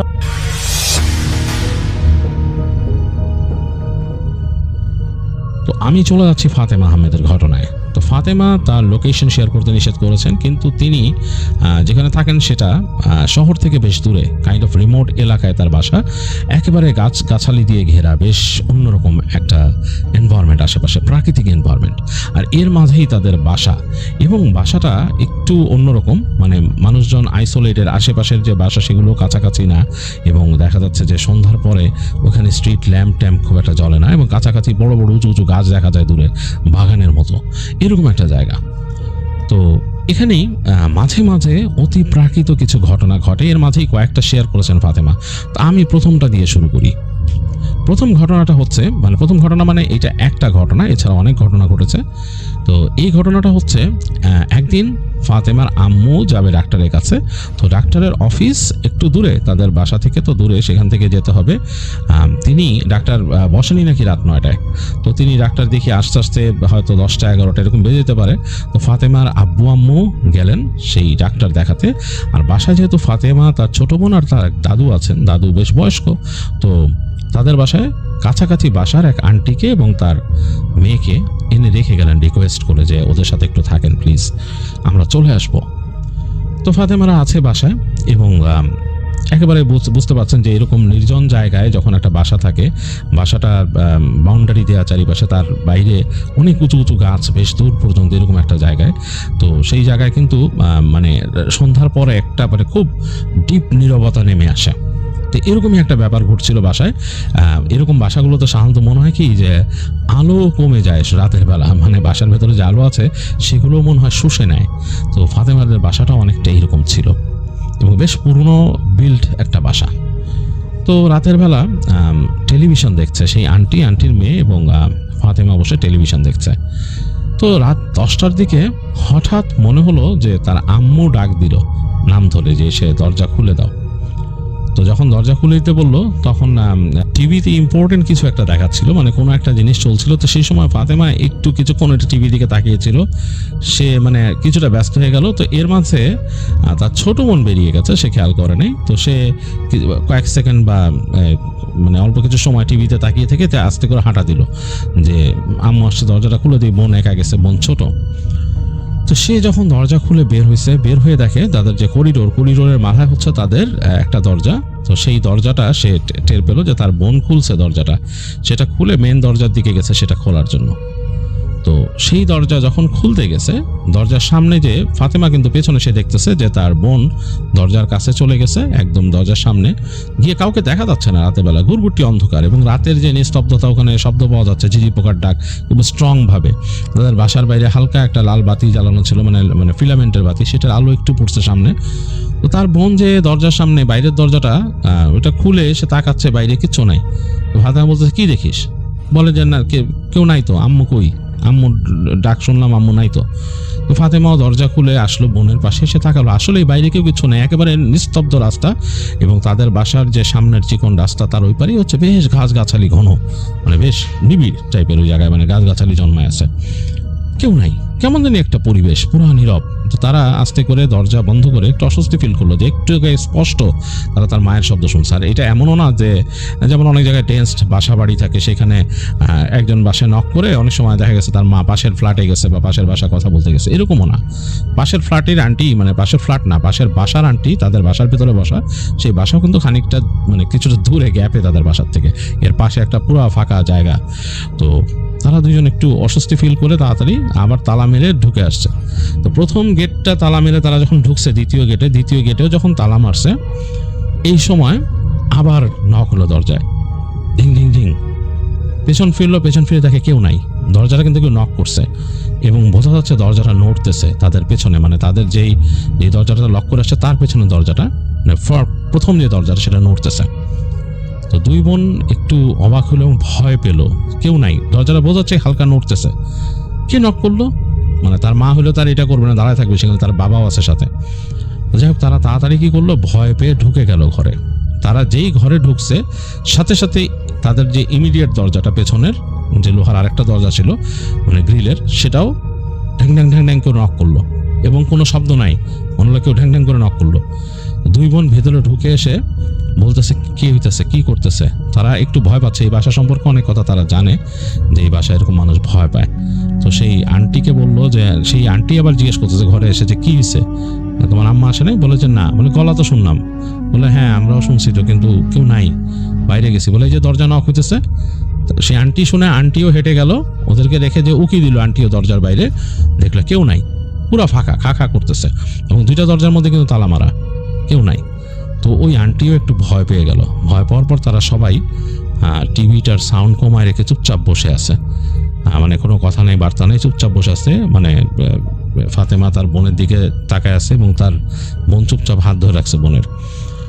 এরকম অনেকক্ষণ হওয়ার পরে দেখলো যে একটু পরে তার মায়ের কণ্ঠ দরজা খোলার জন্য। তো তখন তো ভয় আসলে তারা যাচ্ছে না, অনেকবার তার মা ডাকলো দরজা খুলো, তো দেখলো না। তারপর একটু পর তার বাবার ডাক শুনলো। তো যখন বাবা মা দুইজনে দরজা নক করতেছে এবং জোরে জোরে বলতেছে, তখন ওরা বাইরে উকি দিল। বাইরে উকি দিয়ে দেখে যে হ্যাঁ বাবা মা দুইজন দাঁড়ায় আছে এবং তারা আসছে বাইরের থেকে। তো তাড়াতাড়ি যে দরজা খুললো, খোলার পর বললো কি হয়েছে, দরজা খুলতেছিল না কেন? তো ফাতেমারা তো বললো যে এরকম এবং তিনি তার মা ফার্স্টে একটু জিনিসটাকে বলতেছিল, ইগনোর করতেছিল যে কি বলো তোমরা। বলে কি যে হ্যাঁ এরকম হয়েছে, আন্টিকে জিজ্ঞেস করো। তো সেই আন্টিও বললো যে হ্যাঁ আমিও শুনছি আপনার কণ্ঠ এরকম। বলে না, এটা তো হওয়ারই কথা না, আমি তো এতক্ষণ ডাক্তার এখানে ছিলাম, কীভাবে আর কে নক করবে? আর আশেপাশে বাসা বলতে ওই যে ওনাদের বাসা কাছে, এই পাশে আর অনেক দূর পর্যন্ত বাসা নাই, দূরে বাসা, কে এরকম করবে? তো যাই হোক, এই ব্যাপারগুলা ওইটা প্রথম ওই জিনিসটা কিন্তু ঘটছে এবং ফাতেমা এটা একটা উল্লেখযোগ্য ঘটনা বলছে। এছাড়াও তাদের বাসায় হাঁটা চলার শব্দ পাওয়া যেত রাতের বেলা। তারা মোটামুটি বুঝতো যে কেউ হাঁটতেছে তাদের বাসার ভেতরে, এদিক ওদিক পা দিয়ে হাঁটতেছে, কিছু নাড়াচাড়া করতেছে, এই শব্দ কিন্তু কন্টিনিউয়াসলি থাকতো। এছাড়া আরেকটা ঘটনা হচ্ছে তাদের বাসার কাছাকাছি একটা কবরস্থান আছে, বাসায় আসার পথে পড়ে আর কি। তাদের বাসা মূল রাস্তা থেকে হেঁটে যখন তাদের বাসায় আসে সেই রাস্তায় একটা কবরস্থান আছে এবং এই কবরস্থানের পাশ দিয়ে বিশাল ওই যে গাছগাছালি জায়গা, একটা জায়গায় কিন্তু বিশাল বিশাল গাছের একটা মানে জায়গা, মানে পুরো অনেকগুলো গাছ হয়ে আছে, বড় বড় গাছ সেখানে। তো একদিন ফাতেমা গেছে একটা অনুষ্ঠানে গেছে এবং সেখান থেকে সে ব্যাক করতেছে। তো ব্যাক করতে করতে তার মানে একেবারে বিকেল গড়ায় গেছে, সন্ধ্যার মতো একটা সময়, এবং সে রিক্সা নিয়ে এত দূর আসতে পারে নাই। সে নেমে গেছে এই গলির মাথায় এবং হেঁটে হেঁটে আসতেছে। তো তখন একেবারেই মানে কিন্তু অন্ধকার ঘনায় গেছে, মানে দেখা যাচ্ছে যে যেহেতু বড় বড় গাছ আর পেছনে হাইওয়ে, মানে যে রাস্তাটা মেন রাস্তাটা ওইটা অনেক পেছনে, এখানে আসছে বাসার কাছাকাছি জায়গাটা একেবারে অন্ধকার, মনে হচ্ছে একদম অন্ধকার ঘনায় আসতেছে সন্ধ্যার পরে, আলো তেমন কিছু পাওয়া যাচ্ছে না, গাছগাছালিতে ঢাকা। একটু সামনেই সেই কবরস্থানটা এবং কবরস্থানের সামনে একটা দরজা দেয়া, বড় গেট লাগানো। তো ফাতেমা একটু ভয় পাইছে, কাজ তাদের এলাকা সম্বন্ধে সে জানে যে এই এলাকায় এই ধরনের ব্যাপার স্যাপার ঘটনা আছে, অনেকে ভয় পায় সন্ধ্যার সময়, রাতের মানে হাঁটা চলা এরকম ঠিক না। আর ফাতেমা ওই দিন চুল খোলা রাখছিল, মানে সে চুল বাঁধে নাই, চুলটাকে খোলা রেখে গেছিল। তো সে হাতের মধ্যে আবার তার একটা ব্যাগ, তো সে একটু অস্বস্তি ফিল করতে থাকে কবরস্থানের কাছাকাছি আস্তে আস্তে চুল খোলা রাখা, এদিকে মাগরিবের সময় হয়ে যাচ্ছে এরকম একটা অবস্থা। তো সে তাড়াতাড়ি তার চুলটাকে বাঁধে, ব্যাগ হাতে নিয়ে কোনো মতে বাঁধে। তো বেঁধে যখন সে কবরস্থানের গেটটা ক্রস করছে, এই কবরস্থানটা অনেক পুরনো, কবরস্থানের গেটটা যখন সে ক্রস করছে, হঠাৎ তার মনে হলো বাউন্ডারি ওয়ালের ওই পারে বোরখা পরে যদি কোনো মানুষ দাঁড়ায় থাকে, কাইন্ড অফ লাইক দ্যাট, একটা বোরখা পরা মানুষের মতো একটা বড় গাছের পাশ থেকে কেউ দাঁড়ায় আছে, তাকে দেখতেছে মনে হচ্ছে। এবং ফাতেমা চোখটা উপর দিকে উঠায় বুঝতে পারতেছে যে একটু পরে যে কোনো সময় আজান দিবে আর কি। এবং কবরস্থানটা কিন্তু বেশ বড়, অনেক দূর পর্যন্ত গেছে। তো সে দেখতেছে একটা মোটা গাছের পাশে একটা মহিলার মতো বোরকা পরা, পুরো কালো কুচকুচে বোরখা এবং একদম মুখ সহ ঢাকা। এবং এই মানে বোরখার মুখ খোলা না, মানে একটা মেয়ে মানুষ অনেকের ইদানিং অনেকেই মুখ খোলা পরেন, আবার অনেকের সামনে কিন্তু ভেলটা দিয়ে দেন, চোখের গর্ত থাকে। এইখানে দেখতেছেন যে পুরো মুখটা ঢাকা, চোখের জায়গায় শুধু দুটো এরকম ফুটা। ফাতেমা একবার ভাবলো যে মেয়ে মানুষ কবরস্থানে এরকম তো আসে না, জিয়ারত করতে আসলেও মানে নর্মালি আসে না আর কি, আর আসলেও সাথে কেউ থাকে এবং আশেপাশে থাকে এরকম। আর এইরকম মানে পড়ন্ত সন্ধ্যার সময় একা এবং খাকা করতেছে কবরস্থানের ভেতরে। অলরেডি এই যে কাক যে চলে যাচ্ছে, কাক ডেকে কেমন করে চলে যায় সন্ধ্যার দিকে, সেরকম শব্দ পাওয়া যাচ্ছে এরকম, মানে মানে একদম পড়ন্ত বিকেলের। এবং এটা যেহেতু গ্রাম এলাকায় ওই ধরনের শব্দ আসতেছে, মানে মানে সেরকম মানে গাছগাছালির মধ্যে যে শব্দটা আসে বিকেলবেলা, কিছু পোকার cat cat cat cat cat cat শব্দ এরকম। এর মধ্যে কোনো মানুষ থাকার কথাই না, এবং মানুষ জিয়ারত করতেও আসে নাই। এবং এই মহিলা জিয়ারত করার মতো অবস্থাও নাই, কবর তো ওইদিকে। সে দাঁড়ায় আছে একটু উঁচু মাটির পাশে, গাছের পাশে, এরকম কালো বোরখা পরা। এবং সে খেয়াল করলো যে মহিলার মনে উচ্চতাও অনেক বেশি। ভয়ে আসলে আত্মা উড়ে গেছে। ফাতেমা চিন্তা করতে পারছে, সে আস্তে করে হেঁটে রাস্তার ওই পাশে চলে আসে। এর মধ্যে কিন্তু অন্ধকার আরো ঘনীভূত হয়ে গেছে। হঠাৎ তার মনে হলো যে মহিলাটা ওইখানে নাই, তার বুকের মধ্যে ছ্যাদ করে উঠলো। সে দেখলো যে মহিলাটা হেঁটে হেঁটে তার সাথে প্যারালালি যাচ্ছে, মানে ওই দেয়ালের পাশ থেকে, মানে কোমর পর্যন্ত দেয়াল, ওই পাশে প্যারালালি তার সাথে আসতেছে। এবং মনে হচ্ছে তার দিকে তাকানো একদম। মানে ফাতেমা এত ভয় পেয়েছে, সে কাইন্ড অফ লাইক দ্রুত মানে হাঁটার থেকে দৌড়ানোর মতো অবস্থায় চলে গেল। সে দ্রুত যাচ্ছে, ভয়ে সে মানে কাঁপতেছে। এর মধ্যে কিন্তু অন্ধকার হয়ে গেছে চারিপাশ, অন্ধকারে সে শব্দ পাচ্ছে সর সর করে বাইরে কিছু আসতেছে। এবং সে ভয়ে একদম তার আত্মা উড়ে গেছে। সে দোয়া পড়া শুরু করছে, মানে সে একদম দোয়া পড়তেছে, মনে মনে দোয়া পড়তেছে। এই সময় সে দেখলো ওইখান থেকে প্লটের পাশ থেকে ফ্ল্যাশ লাইট একটা এসে পড়লো, একটা টর্চ লাইটের আলো এসে পড়ার পরে সে ভালো মতন মানে থতমতো খেয়ে গেছে। তাকায় দেখলো যে ফ্ল্যাশ লাইট আসতে তার সামনে পড়ে তার মুখের দিকে একবার মেরে নামায় নিল। তো সে আবার একটু এম্বারেস ফিল করছে, ভালো মারাতে বলছে কে? তো বলতেছে যে কে, আপনি কে? বলে যে আমি ওইখানে ওই বাসার। বলে যে ও আচ্ছা আচ্ছা, এই সন্ধ্যার সময় দিক দিয়ে কেন চলতেছেন, জায়গাটা তো ভালো না, এটা খারাপ। একটা মুরব্বী মানুষ, তিনি বুঝতে পারছেন। ফাতেমা তখন বললো যে ও আচ্ছা চাচা, আমি চিনতে পারি নাই, আসলে আমি বাইরের থেকে আসতেছিলাম, সন্ধ্যা হয়ে গেছে। বলে তাড়াতাড়ি বাসায় যাও, এখানে এইভাবে থেকো না, তাড়াতাড়ি যাও বলে দিল। তো তিনি ফাতেমা তাড়াতাড়ি তার বাসার দিক গেল। এবং বাসায় যেয়ে তার কাছে মনে হলো যে সে মানে দম ছেড়ে বাঁচছে এবং তার পিছনে কেউ নাই। কিন্তু তার মনের মধ্যে একটা অন্যরকম মানে ভাব চলে আসে এবং শরীরটা ভার হয়ে গেছে। তো ফলোয়িং টাইমে যেটা হয়, একদিন ফাতেমা রাতের বেলা শুয়েছে আর কি, এই সামনে তারপরেই ইমিডিয়েট টাইমে সে রাতের বেলা শুয়ে আছে। এবং শুয়ে সে মানে এই তার মোবাইল কাজ করতেছিল, টুকিটাকি এই সোশ্যাল মিডিয়া ব্রাউজ করতেছিল। তো এক সময় তার ঘুম এসে পড়ে, সেটা রেখে দিয়ে সে দেখে তার বোন ঘুমাচ্ছে পাশের বিছানায়। তো সে আস্তে করে তার এই লাইটটা, রুমের লাইটটা নিভাই দিয়ে সে ঘুমায় যাওয়ার চেষ্টা করে। তো অনেকক্ষণ পার হয়ে গেছে, ঘুমে চোখ লেগে আসতেছে, এরকম একটা অবস্থা। এই সময় হঠাৎ করে সে মানে মনে হয় যে খুব মানে ঘুমের কিন্তু চোখ লেগে আসছে, মানে বা তার মানে এমন একটা অবস্থা, আধো ঘুম আধো জাগরণ এরকম অবস্থায় সে আছে।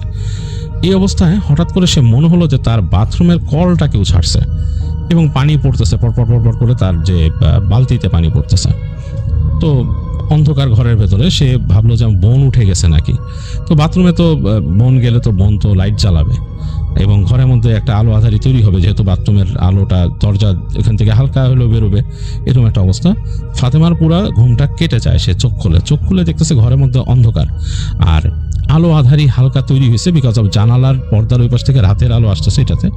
তো সে ভালো মতো খেয়াল করার চেষ্টা করে দেখে যে তার বোন শুয়ে আছে পাশের খাটে, তার পাশের খাটে বোন শোয়া।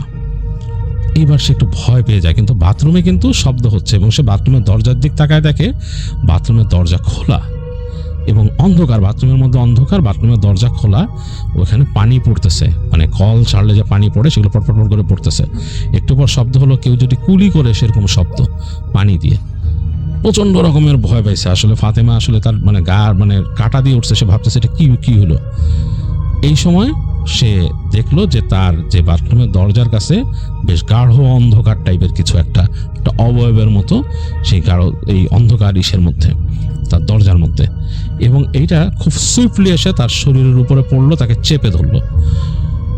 ফাতেমা চেষ্টা করতেছে কথা বলার, জোরে জোরে কথা বলার, চিৎকার করার, তার মা বাবাকে ডাকার, কোনো কিছু সে পারতেছে না, একদম পারতেছে না। সে ভয়ে তার আত্মা উড়ে গেছে, সে আসলে মানে হিতহিত জ্ঞান শূন্য হয়ে গেছে। সে ধোয়া পড়ার চেষ্টা করতেছে, ধোয়াও বেরোচ্ছে না তার মুখ দিয়ে, এবং তার মনে হচ্ছে তাকে মানে চেপে ধরে তার দম বন্ধ করে দিচ্ছে কেউ। তখন সে এতটুকু সেন্স আছে, মনে মনে চিন্তা করতেছে, মানুষ যে বলে যে স্লিপ প্যারালিসিস হয়, এইটাই কি স্লিপ প্যারালিসিস? এরকম তো হওয়ার কথা না, আমি এগুলো কি দেখলাম। সে কিন্তু তখনও চোখ দিয়ে দেখতে পাচ্ছে আধো অন্ধকারে যে তাদের বাথরুমের দরজাটা খোলা, এবং তখনও সে পানির শব্দ পাচ্ছে কল ছাড়া। প্রচন্ড রকমের ভয়ে তার দম বন্ধ আসতেছে, চিৎকার করতে পারতেছে না। এই সময় হঠাৎ করে সে দেখলো তার বোন তার পাশে দাঁড়ানো, মানে তার বিছানার পাশে, এবং সে দেখতেছে পুরা তার বোন দাঁড়ায় আছে এবং তার বোন তার দিকে তাকায় আছে। সেটাও সে বুঝতেছে আলো অন্ধকারে তার বোনের অবয়ব দেখে। তো সে চিৎকার করে বোনের নাম ধরে ডাক দেওয়ার চেষ্টা করলো। এরপর দেখলো তার বোন একটা চিৎকার করলো, প্রচন্ড জোরে চিৎকার করে ফাতেমার হাত নিয়ে কামড় দিয়ে দিল ফাতেমার হাতে তার বোন। প্রচন্ড ব্যথায় ফাতেমা মানে আসলে এখন তার আর কোনো সেন্স নেই, সেও চিৎকার করে উঠতে পারছে, তার কণ্ঠ দিয়ে শব্দ বেরোলো, জোরে চিৎকার করে উঠলো প্রচন্ড ব্যথা, এবং তার বোন জোরে কামড় দিয়ে রাখছে হাতে আলো আধারির মধ্যে। এই সময় তার বাবা মা এসে ঢুকলো ঘরের ভেতরে। বাবা মা দৌড় দিয়ে এসে ঢুকে বাতি জ্বালাইছে। ফার্স্টেই বাতি জ্বালানোর পর দেখতেছে যে বোনটা ফাতেমাকে ছেড়ে দিয়ে তার বিছানার মধ্যে যে পড়ে গেল ধাপ করে। তো মানে একদম মনে হচ্ছে বিভোর ঘুমে আছে। তো ফাতেমা তো মানে কান্নাকাটি করতে করতে বাবা মাকে বললো, আর বাপ মা হাত ধরলো, হাতে যেখানে কামড় দিছে সেই জায়গাটা দেখলো যে একদম ক্ষতর মতো হয়ে গেছে কামড়কে। তো সাথে সাথে তার মা ওইখানে তাকে অ্যান্টিসেপটিক দিল, স্যাভলন দিল, এগুলো দিয়ে, এবং মেয়েকে দেখলো, ছোট মেয়েকে কি হয়েছে, সে মনে হচ্ছে ডিপ ঘুমে। ধোয়া পড়ে ফু দিল তার বাবা মা ছোট মেয়েকে, এবং বাসায় জমজমের পানি ছিল এগুলো ছিটাই দিল, এবং দেখলো যে একটু পরে মেয়ে ঘুম ভাঙছে ছোট বোন, এবং তাকে জিজ্ঞেস করলো কি হয়েছে। সে বললো তার কিচ্ছুই মনে নাই, সে শুধু স্বপ্নে দেখছে যে তার বোন চিৎকার করতেছে এবং সে ওঠানোর চেষ্টা করতেছে স্বপ্নে, এতটুকুই তার মনে আছে, আর কিচ্ছু মনে নাই। তো ফাতেমাকে বললো যে তার বাবা মা কি হয়েছিল, ফাতেমা বললো এরকম এরকম ব্যাপার। তো যাই হোক, তার বাবা মা তাকে ঝেড়ে দেয় এবং তার বাসায় ব্যবস্থা নেয় আর কি সব ব্যাপার ফিক্স করার। তো সে আর এটার ডিটেলস কিছু বলে নাই যে তারা কি করছে বাসায় এগুলো শুদ্ধি করার জন্য, এতটুকুই হামিম জাবের শেয়ার করছে, এবং এইটাই আসলে আমি আমার মতো করে শেয়ার করলাম আপনাদের সাথে। তো যাই হোক, এখন চলে যাব কয়েক সেকেন্ডের জন্য, ফিরে আসবো আরও একটা ঘটনা নিয়ে। ততক্ষণ পর্যন্ত আপনারা কোথাও যাবেন না, আমাদের সাথেই থাকুন।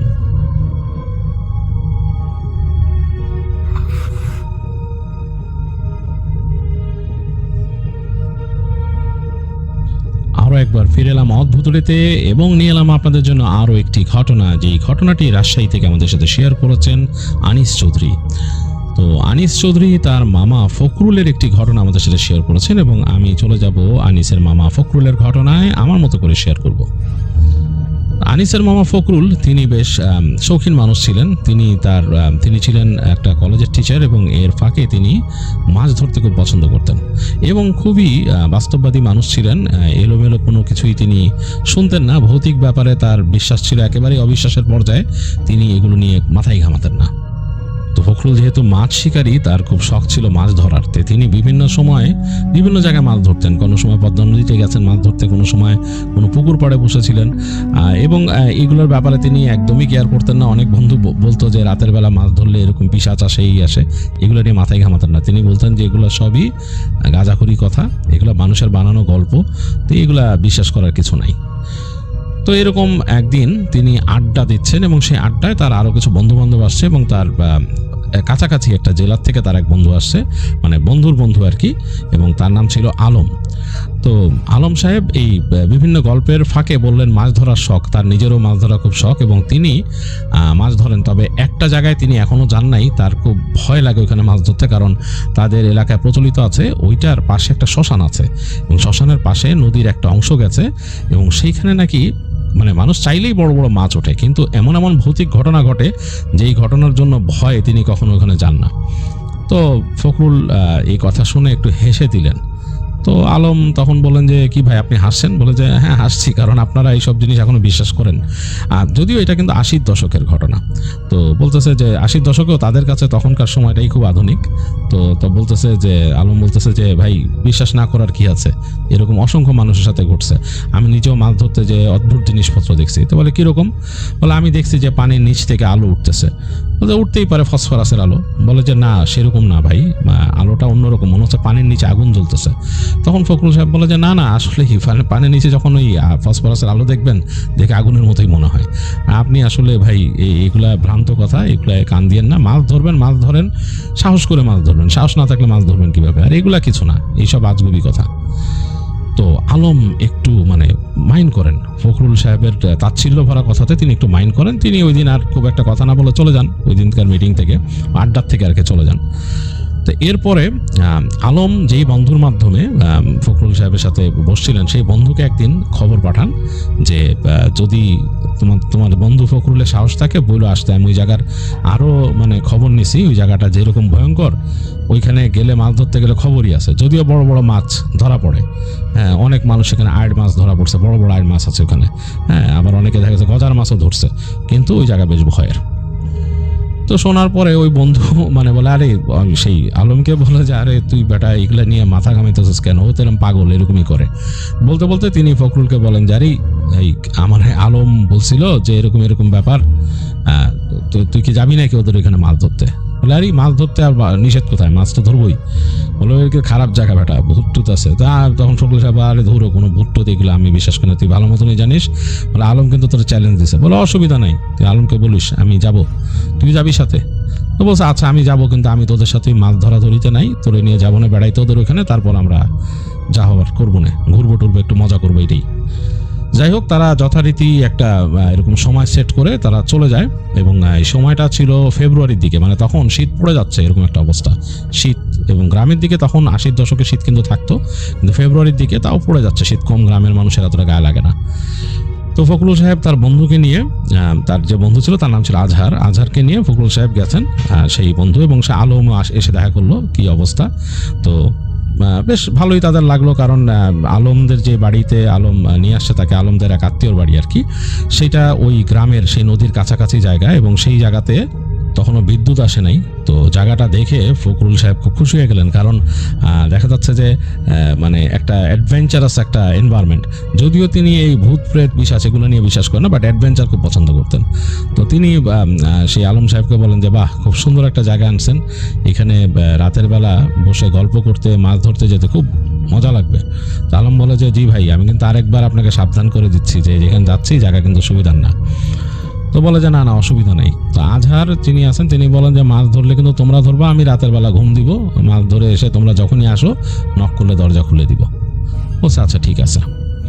তো এই কথা বলে তারা তাদের মতো কাজকর্ম করে, সন্ধ্যার সময় আড্ডা দেয়, চা পানি খায়, এবং আলম সাহেবও সব কিছু জোগাড় করে তাদের চায়ের ফ্লাস্ক ইত্যাদি ইত্যাদি এবং মাছ ধরা জিনিস নিয়ে তারা রওনা দেয় রাতের বেলা ফখরুল সাহেবকে নিয়ে।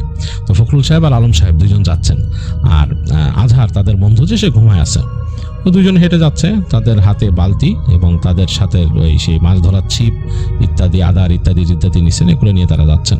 তো হাঁটতে হাঁটতে দেখলেন যে ফখরুল সাহেব দেখলেন যে একেবারেই গ্রাম থেকে বের হয়ে প্রায় একটা জায়গায় চলে গেলেন, যেই জায়গায় অনেক গাছগাছালির মধ্যে দিয়ে রাস্তা দিয়ে যাচ্ছে, এবং বুঝতে পারছে যে নদী আশেপাশেই। তো একটা জায়গায় এসে তিনি বের হয়ে বুঝে ফেললেন যে হাতের ডান দিকেই নদীটা গেছে, এবং নদীটা যে মানে একদম এরকম সোজা চলে যাবে, এবং নদী মোটামুটি এখানে স্রোত আছে, তিনি শব্দ পাচ্ছেন নদীর। হাঁটতে হাঁটতে একটা জায়গায় বেরোলেন, ওই জায়গাটা কাইন্ড অফ প্রান্ত, একটা খোলা প্রান্তের মতো। এবং আলম সাহেব বললেন যে দেখেন ফখরুল সাহেব, এটা কিন্তু শ্মশান, এখানেই শ্মশান, আর এই শ্মশানের এখান থেকে ওই জায়গায় যে ওখানে অস্থি ফেলে, হ্যাঁ এই জায়গায় অস্থিগুলো ফেলে, তো এই জায়গাটাকে আমরা এড়াই যাবো, এখানে আমরা বসবো না। ফখরুল সাহেব বলছে কি সমস্যা এখানে বসলে? বলে যে না ওইখানে বসবো না আমরা, আমার অসুবিধা আছে। আলম সাহেব একটু এটা গাইগুই করতেছেন, কারণ আলম সাহেব একটু ভয় পান। বলছে আরো সামনে যাই বলবো, আমরা আরো সামনে যাবো। তো ফখরুল সাহেব বলছে আরে ভাই আপনি বেশি কুসংস্কারাচ্ছন্ন ভাই, যা দেখতেছি আপনার সাথে এসে ভয়ই পড়লাম, বিপদেই পড়লাম আমি, মানে ভয়ে মরে যাচ্ছেন আপনি।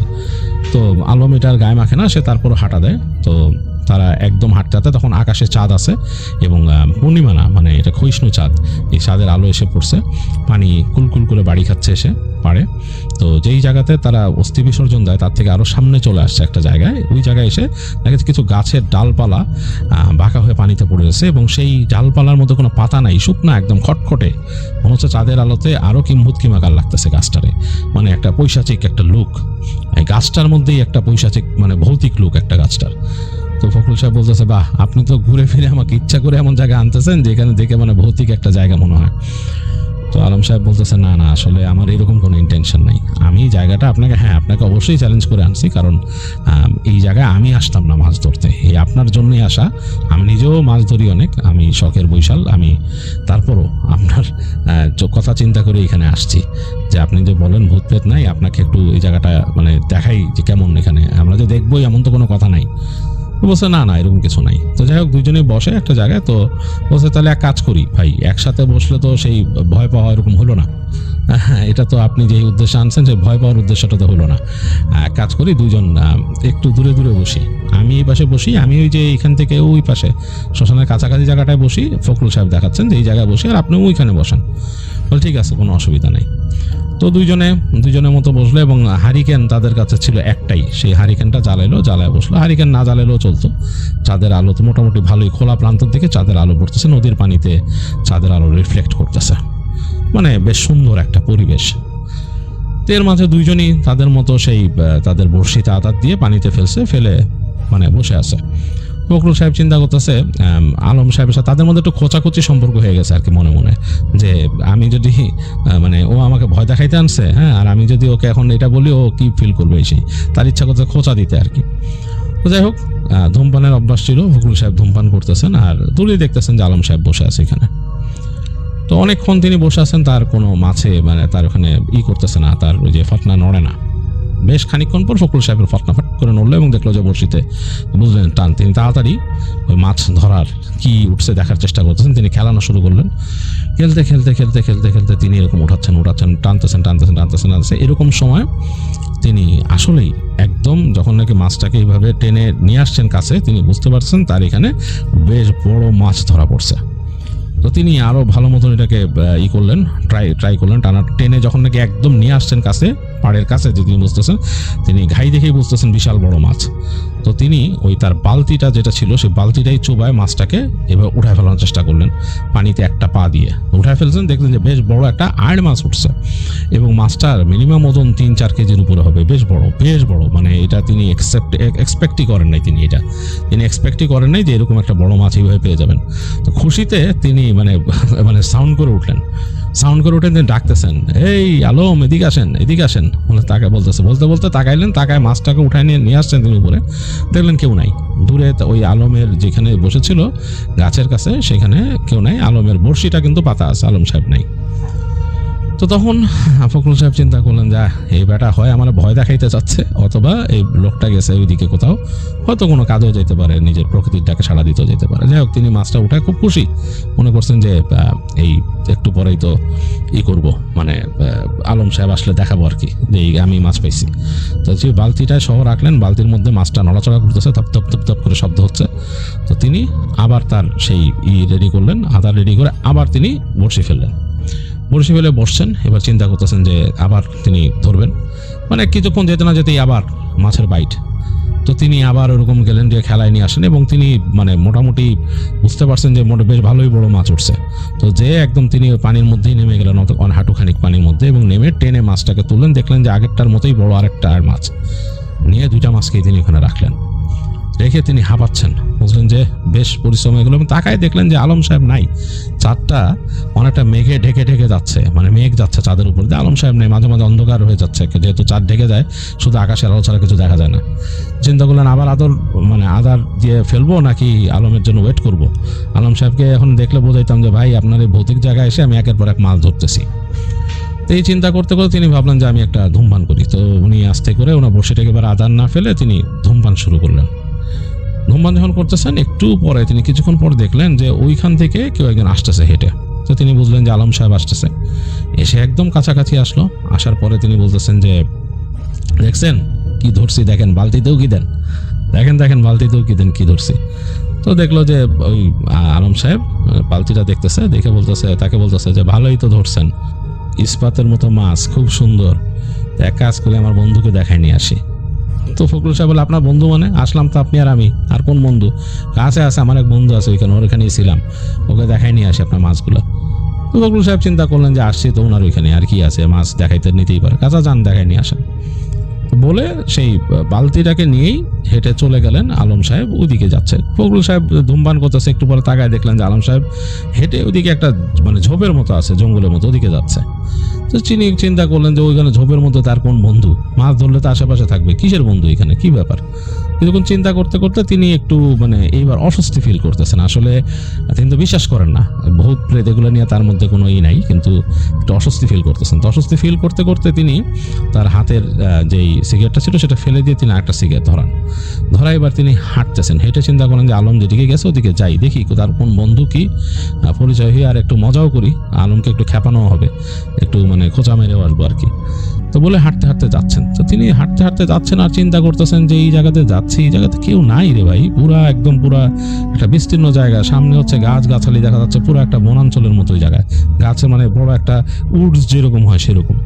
ওইখানেও কোন বন্ধুকে দেখাইতে নিল ওই জায়গায়। তো হাঁটতে হাঁটতে সে ঢুকে গেল, এক সময় দেখলো গাছগাছালির মধ্যে দিয়ে মানে পায়ে চলা পথের মতো একটা আছে। তো ফখরুল সাহেব এবার চিন্তা করলো, আরে আমি তো অনেক দূরে চলে আসছি, পাড় থেকে এত দূরে এখানে কি করতে, আলম এখানে কি করতে আসছে? তার হাতে কিন্তু আবার সেই সিগারেট আছে, সে হাঁটতে হাঁটতে সামনে যাচ্ছে। তো সামনে যেতে যে হঠাৎ করে সে শব্দ পেলো, মানে কেমন জানি একটা খ্যাচ খ্যাচ খ্যাচ খ্যাচ টাইপের শব্দ, অ্যাজ ইফ কোনো কিছু ছিটতেছে কেউ এরকম। তো ফট করে এসে তাকালো ছিটতে যে জায়গাটা, তো তার চোখটা পড়লো যে জায়গায় কয়েকটা গাছের ফাঁকের মধ্যে দিয়ে একটু ফাঁকা জায়গা, সেইখানে মনে হচ্ছে দুইটা মানুষ। হ্যাঁ, দুইটা মানুষের মধ্যে একটাকে মনে হচ্ছে মেয়ে মানুষ, এবং সেই মেয়ে মানুষ মনে হচ্ছে যে একটা শাড়ি পরা, মানে এক প্যাচের শাড়ি যেরকম পরে একটা গ্রাম্য মহিলারা যেরকম পরে, গ্রামের মহিলারা একান্ত যারা মানে সেই গহীন গ্রামে যারা থাকে, এক প্যাচে যেরকম শাড়ি পরে এবং শাড়িটাকেই পেঁচায় রাখে শরীরে, ওরকম এক প্যাচের শাড়ি পরা একটা মহিলা, এবং তার চুলগুলো ছাড়া, এবং এই যে হালকা চাঁদের আলো ওখান দিয়ে ঢুকতেছে সেটার মধ্যে দেখা যাচ্ছে তার গাত্রবর্ণ পুরা মানে কুচকুচে টাইপের কালো আর কি, মানে মনে হচ্ছে যে একদম মানে কুচকুচে কালো গায়ের রং। এবং তার পাশে একটা মানুষ, এবং মানুষটার চেহারার মধ্যে আলো পড়তে তার শরীরটা থক করে উঠলো, তার শরীরটা কেঁপে উঠলো, ভারী হয়ে গেল এক সেকেন্ডে। চাঁদের আলো পড়াতে সে দেখতেছে মানুষটা হচ্ছে সে আলম হাতে মাছ, তার হাতে একটা মাছ আর ওই মহিলার হাতে আর একটা মাছ, দুইজন মাছগুলোকে কামড়ায় ছিঁড়ে ফেলছে আর কি, অলরেডি ছিঁড়ে খাচ্ছে। তার মুখের চারিপাশে কষ বেয়ে এখানে গালের ঠোঁটের কষ বেয়ে এখান থেকে রক্ত নামতেছে মাছের, এবং চোখগুলো ওই চাঁদের আলোতে ওইখান থেকে দূর থেকে বোঝা হচ্ছে লালচে চোখ, মানে টকটকে লাল চোখ, মানে জ্বলতেছে না বা টকটকে লাল চোখ, মানে চাঁদের আলো পুরো ওইটা কেমন জানি মানে মনে হচ্ছে গ্লিট করতেছে এরকম। এবং মাছের দুইটা অংশ দুই হাতে ছিঁড়ে ফেলছে। তো ফখরুল সাহেবের বুকটা একদম কেঁপে উঠছে এবং সারা শরীর ভার হয়ে গেছে। সারা জীবন সে যেটা চিন্তা করে নাই সেরকম কিছু তার চোখের সামনে পড়লো আজকে। হঠাৎ করে সে খেয়াল করলো যে সেই আলম তার দিকে তাকায় বিভৎসভাবে মুখ একটা ভঙ্গি করলো, হাসির মতো ভঙ্গি, এবং সেই ভঙ্গিটা মানে ভুলবার মতো না। ফখরুল সাহেব ভয়ে ছেড়ে ওখান থেকে দৌড় দিল নিজের অজান্তেই, মানে তিনি এটা চিন্তা করতে পারে নাই। এবং পিছন থেকে তিনি খ্যাক খ্যাক কণ্ঠে শুনতেছে, কে যাস কেন, আসতেছি, দাঁড়া, একটু দাঁড়া। তিনি শব্দ পাচ্ছেন তার পিছনে কেউ আসতেছে। দৌড়াতে তিনি একটা জায়গায় দিয়ে হোঁচট খেয়ে পড়লেন। পড়ে দেখলেন ওই জায়গায় আলম পড়ে আছে, মাটিতে আলম পড়ে আছে। তিনি মানে নিজে চলে যেতে চাইছিলেন, মানে নিজের ভয়ে তার ছিল ওখান থেকে চলে যেতে, কিন্তু তিনি আর কিছু মানে বুঝতে না পেরে সাথে সাথে আলমকে ধরে তার হাতের পালসটা দেখলেন পালস আছে। ভয়ে কিন্তু তার আত্মা কাঁপতেছে, মনে হচ্ছে তার আশেপাশে কেউ আসতেছে। তখন তিনি নিজের অজান্তে যা করলেন, যেটা কোনোদিন করেন নাই, ছোটবেলায় তিনি দোয়া দুরূদ শিখছিলেন, সেগুলো পড়া শুরু করলেন। ফখরুল সাহেব কিন্তু এটা মানে তিনি বললাম তো যে তিনি এইসব ব্যাপারে খুব একটা ছিলেন না, প্র্যাকটিসিং বা বিশ্বাসী ছিলেন না। তিনি নিজের অজান্তেই দোয়া দুরূদ পড়া শুরু করলেন, মন থেকে বললেন যে আল্লাহ আমাকে বাঁচাও। তো এরকম যখন তিনি চিন্তা করতেছেন, তার কাছে মনে হলো যে ওই তার আশেপাশে ছুটে আসার ব্যাপারটা কমে গেছে। তো তিনি তাড়াতাড়ি আলমকে কোনো মতো উঁচা করলেন। তিনি মানে পারেন না, গায়ে অনেক মানে অনেক ভার ওজন, কোনো মতো উঁচা করে তিনি টেনে নিয়ে আসলেন। তিনি একদম পানির পাড় পর্যন্ত এনে তিনি ওই পানি তুলে আলমের মুখে ছিটা দিয়ে তিনি বলতেছেন যে আলম ভাই এরকম ডাক দিতেছে। একটু পরেই আলম চোখ মেলে হাঁ করে বললো, কি আলম বললো যে ভাই কি হয়েছে? মানে ভয়ে কাঁপতেছে আলম, কথা বলতে পারছে, বলে যে এখানে আসা ভুল হয়েছে আমাদের, তাড়াতাড়ি চলেন এখান থেকে। কোথায় আপনি এখন এখানে আছেন? তো ফখরুল সাহেব বলছে হ্যাঁ বিভৎস একটা জিনিস দেখছি, আপনি কিভাবে ওখানে পড়েছিলেন? তো আলম তাড়াতাড়ি উঠে বলেন চলেন চলেন, টান দিল তাকে, টান দিয়ে কোনো বর্ষি টর্ষি নেওয়ার ব্যাপারে কিছুই আগ্রহ নেই, যেতে বলে তাড়াতাড়ি বাসায় চলেন। যাচ্ছে তখন বলতেছে ফখরুল সাহেবকে যে আমরা বাসা পর্যন্ত পৌঁছাতে পারলে হলো, এই জায়গা খুব খারাপ। বলে আমি এখানে গেছিলাম যে একটু প্রকৃতিটাকে সাড়া দিতে, হঠাৎ করে দেখি ঠিক আমার মতো, একেবারে আমার মতো দেখতে একটা মানুষ আমার সামনে দাঁড়ায় হাসতেছে। তারপর আমাকে একটা সজোরে একটা চড় মারলো, এবং চড় মারার পর আমার আর কিছু মনে নাই। যাই হোক, ফখরুল সাহেব খুব ভয়ে ছিলেন, পুরো রাস্তাটাই মানে বেশ ভয়ের মনে হয়েছে তার কাছে ফেরার পথে। আলম সাহেব তো ভয়ে কুকড়ায় ছিলেন, ফখরুল সাহেবকে জামা টেনে ধরে রাখছেন, এবং এক পর্যায়ে তারা বাসায় এসে নক করলেন। বাসা নক করার পর অনেকক্ষণ কয়েকবার নক করার পর আজহার উঠে যেটি ছিলেন তিনি দরজা খুললেন, খুলে বললেন তোমাদের কি হয়েছে? তো দুইজনে মানে একদম মানে বিধ্বস্ত অবস্থা। তাড়াতাড়ি তিনি তাদেরকে ঘরে নিলেন, নিয়ে তিনি তাদের ফখরুল সাহেবের কাছে শুনলেন। ফখরুল সাহেব বললেন যে আমি জীবনে যা চিন্তা করি নাই বা যা এক্সপিরিয়েন্স করবো ভাবি নাই, সেটা আজকে এক্সপিরিয়েন্স করলাম। আমি অত্যন্ত দুঃখিত, তোমাদের সাথে সবসময় যা বলতাম হ্যাঁ মানে এটা ঠিক না, একটা অন্য কিছু দেখছি, খুব খারাপ জিনিস, এই সেই আর কি। আমার বিশ্বাসের ভিত্তিমূলে নাড়া পড়ছে। তো যাই হোক, সেই আজহার সাহেব তখন তাদেরকে দোয়া দরুদ পড়ে ফু দিলেন এবং বললেন দুইজনই তোমরা হাত মুখ ধুয়ে নাও। তিনি সাথে করে নিয়ে তাদেরকে হাত মুখ ধোয়াইলেন, বললেন পারলে গোসল করে নাও। তো তারা গোসল করে নেয়, হাত মুখ ভালো মতো ধুয়ে ঘরে আসছে, এবং তিনি তাদেরকে দোয়া দরুদ পড়ে দিলেন, পড়ে দিয়ে বললেন যে ঘুমায় যাও, তোমরা ঘুমায় যাও, আমি আসি এখানে মোটামুটি। তো ওই দিন নাকি রাতের বেলা তাদের ঘরের আশপাশে যে মনে হয়েছিল কেউ চলাফেরা করছে, এবং খুব বাজে আষ্টে গন্ধ আশেপাশে ছিল। তো এই ছিল ফখরুল সাহেবের ঘটনা আনিস চৌধুরীর মামার। এবং আনিস চৌধুরী বলছে তার মামার এরপর থেকে এই ব্যাপারে একেবারেই ধারণা পাল্টে যায়, এবং তিনি চরম একজন বিশ্বাসী মানুষ হন, এবং তিনি প্র্যাকটিসিং মানুষ হয়ে যান। তিনি সবসময় এরপরে ধর্মকর্ম প্র্যাকটিস করতেন। মাছ ধরা তার থামে নেই, তিনি এরপরও বহু বছর মাছ ধরছেন, এবং এখন তিনি নেই পৃথিবীতে। তো এই হচ্ছে আনিস চৌধুরী শেয়ার করা তার মামা ফখরুল সাহেবের একটা ঘটনা।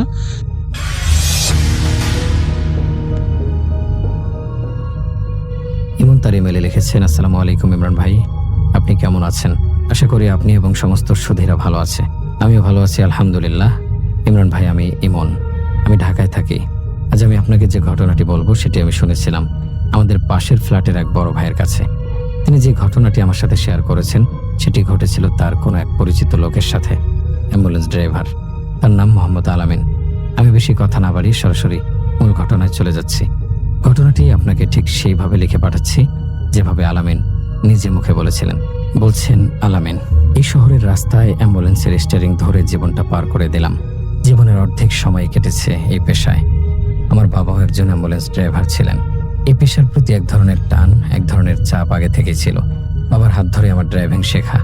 তার কাছ থেকে শিখেছি এই পেশার খুঁটিনাটি, কিভাবে লাশের স্বজনদের সামলাতে হয়, কিভাবে প্রতিকূল পরিস্থিতিতে মাথা ঠান্ডা রাখতে হয়। আমার এই দীর্ঘ পেশাগত জীবনে অনেক ভয়ঙ্কর, অনেক অদ্ভুত ঘটনার সাক্ষী হয়েছি আমি। দুর্ঘটনা, কান্না, রক্তের গন্ধ, এগুলো আমার নিত্যদিনের সঙ্গী। কিন্তু 2017 সালের ফেব্রুয়ারি মাসের সেই রাতের ঘটনা আমার জীবনের সব অভিজ্ঞতাকে হার মানিয়েছিল। সেই রাতের মতো ভয় আমি আমার জীবনে আর কখনোই পাইনি। দিনটা ছিল ফেব্রুয়ারির মাঝামাঝি, হালকা শীতের রাত তখন 12টা ছুঁই ছুঁই।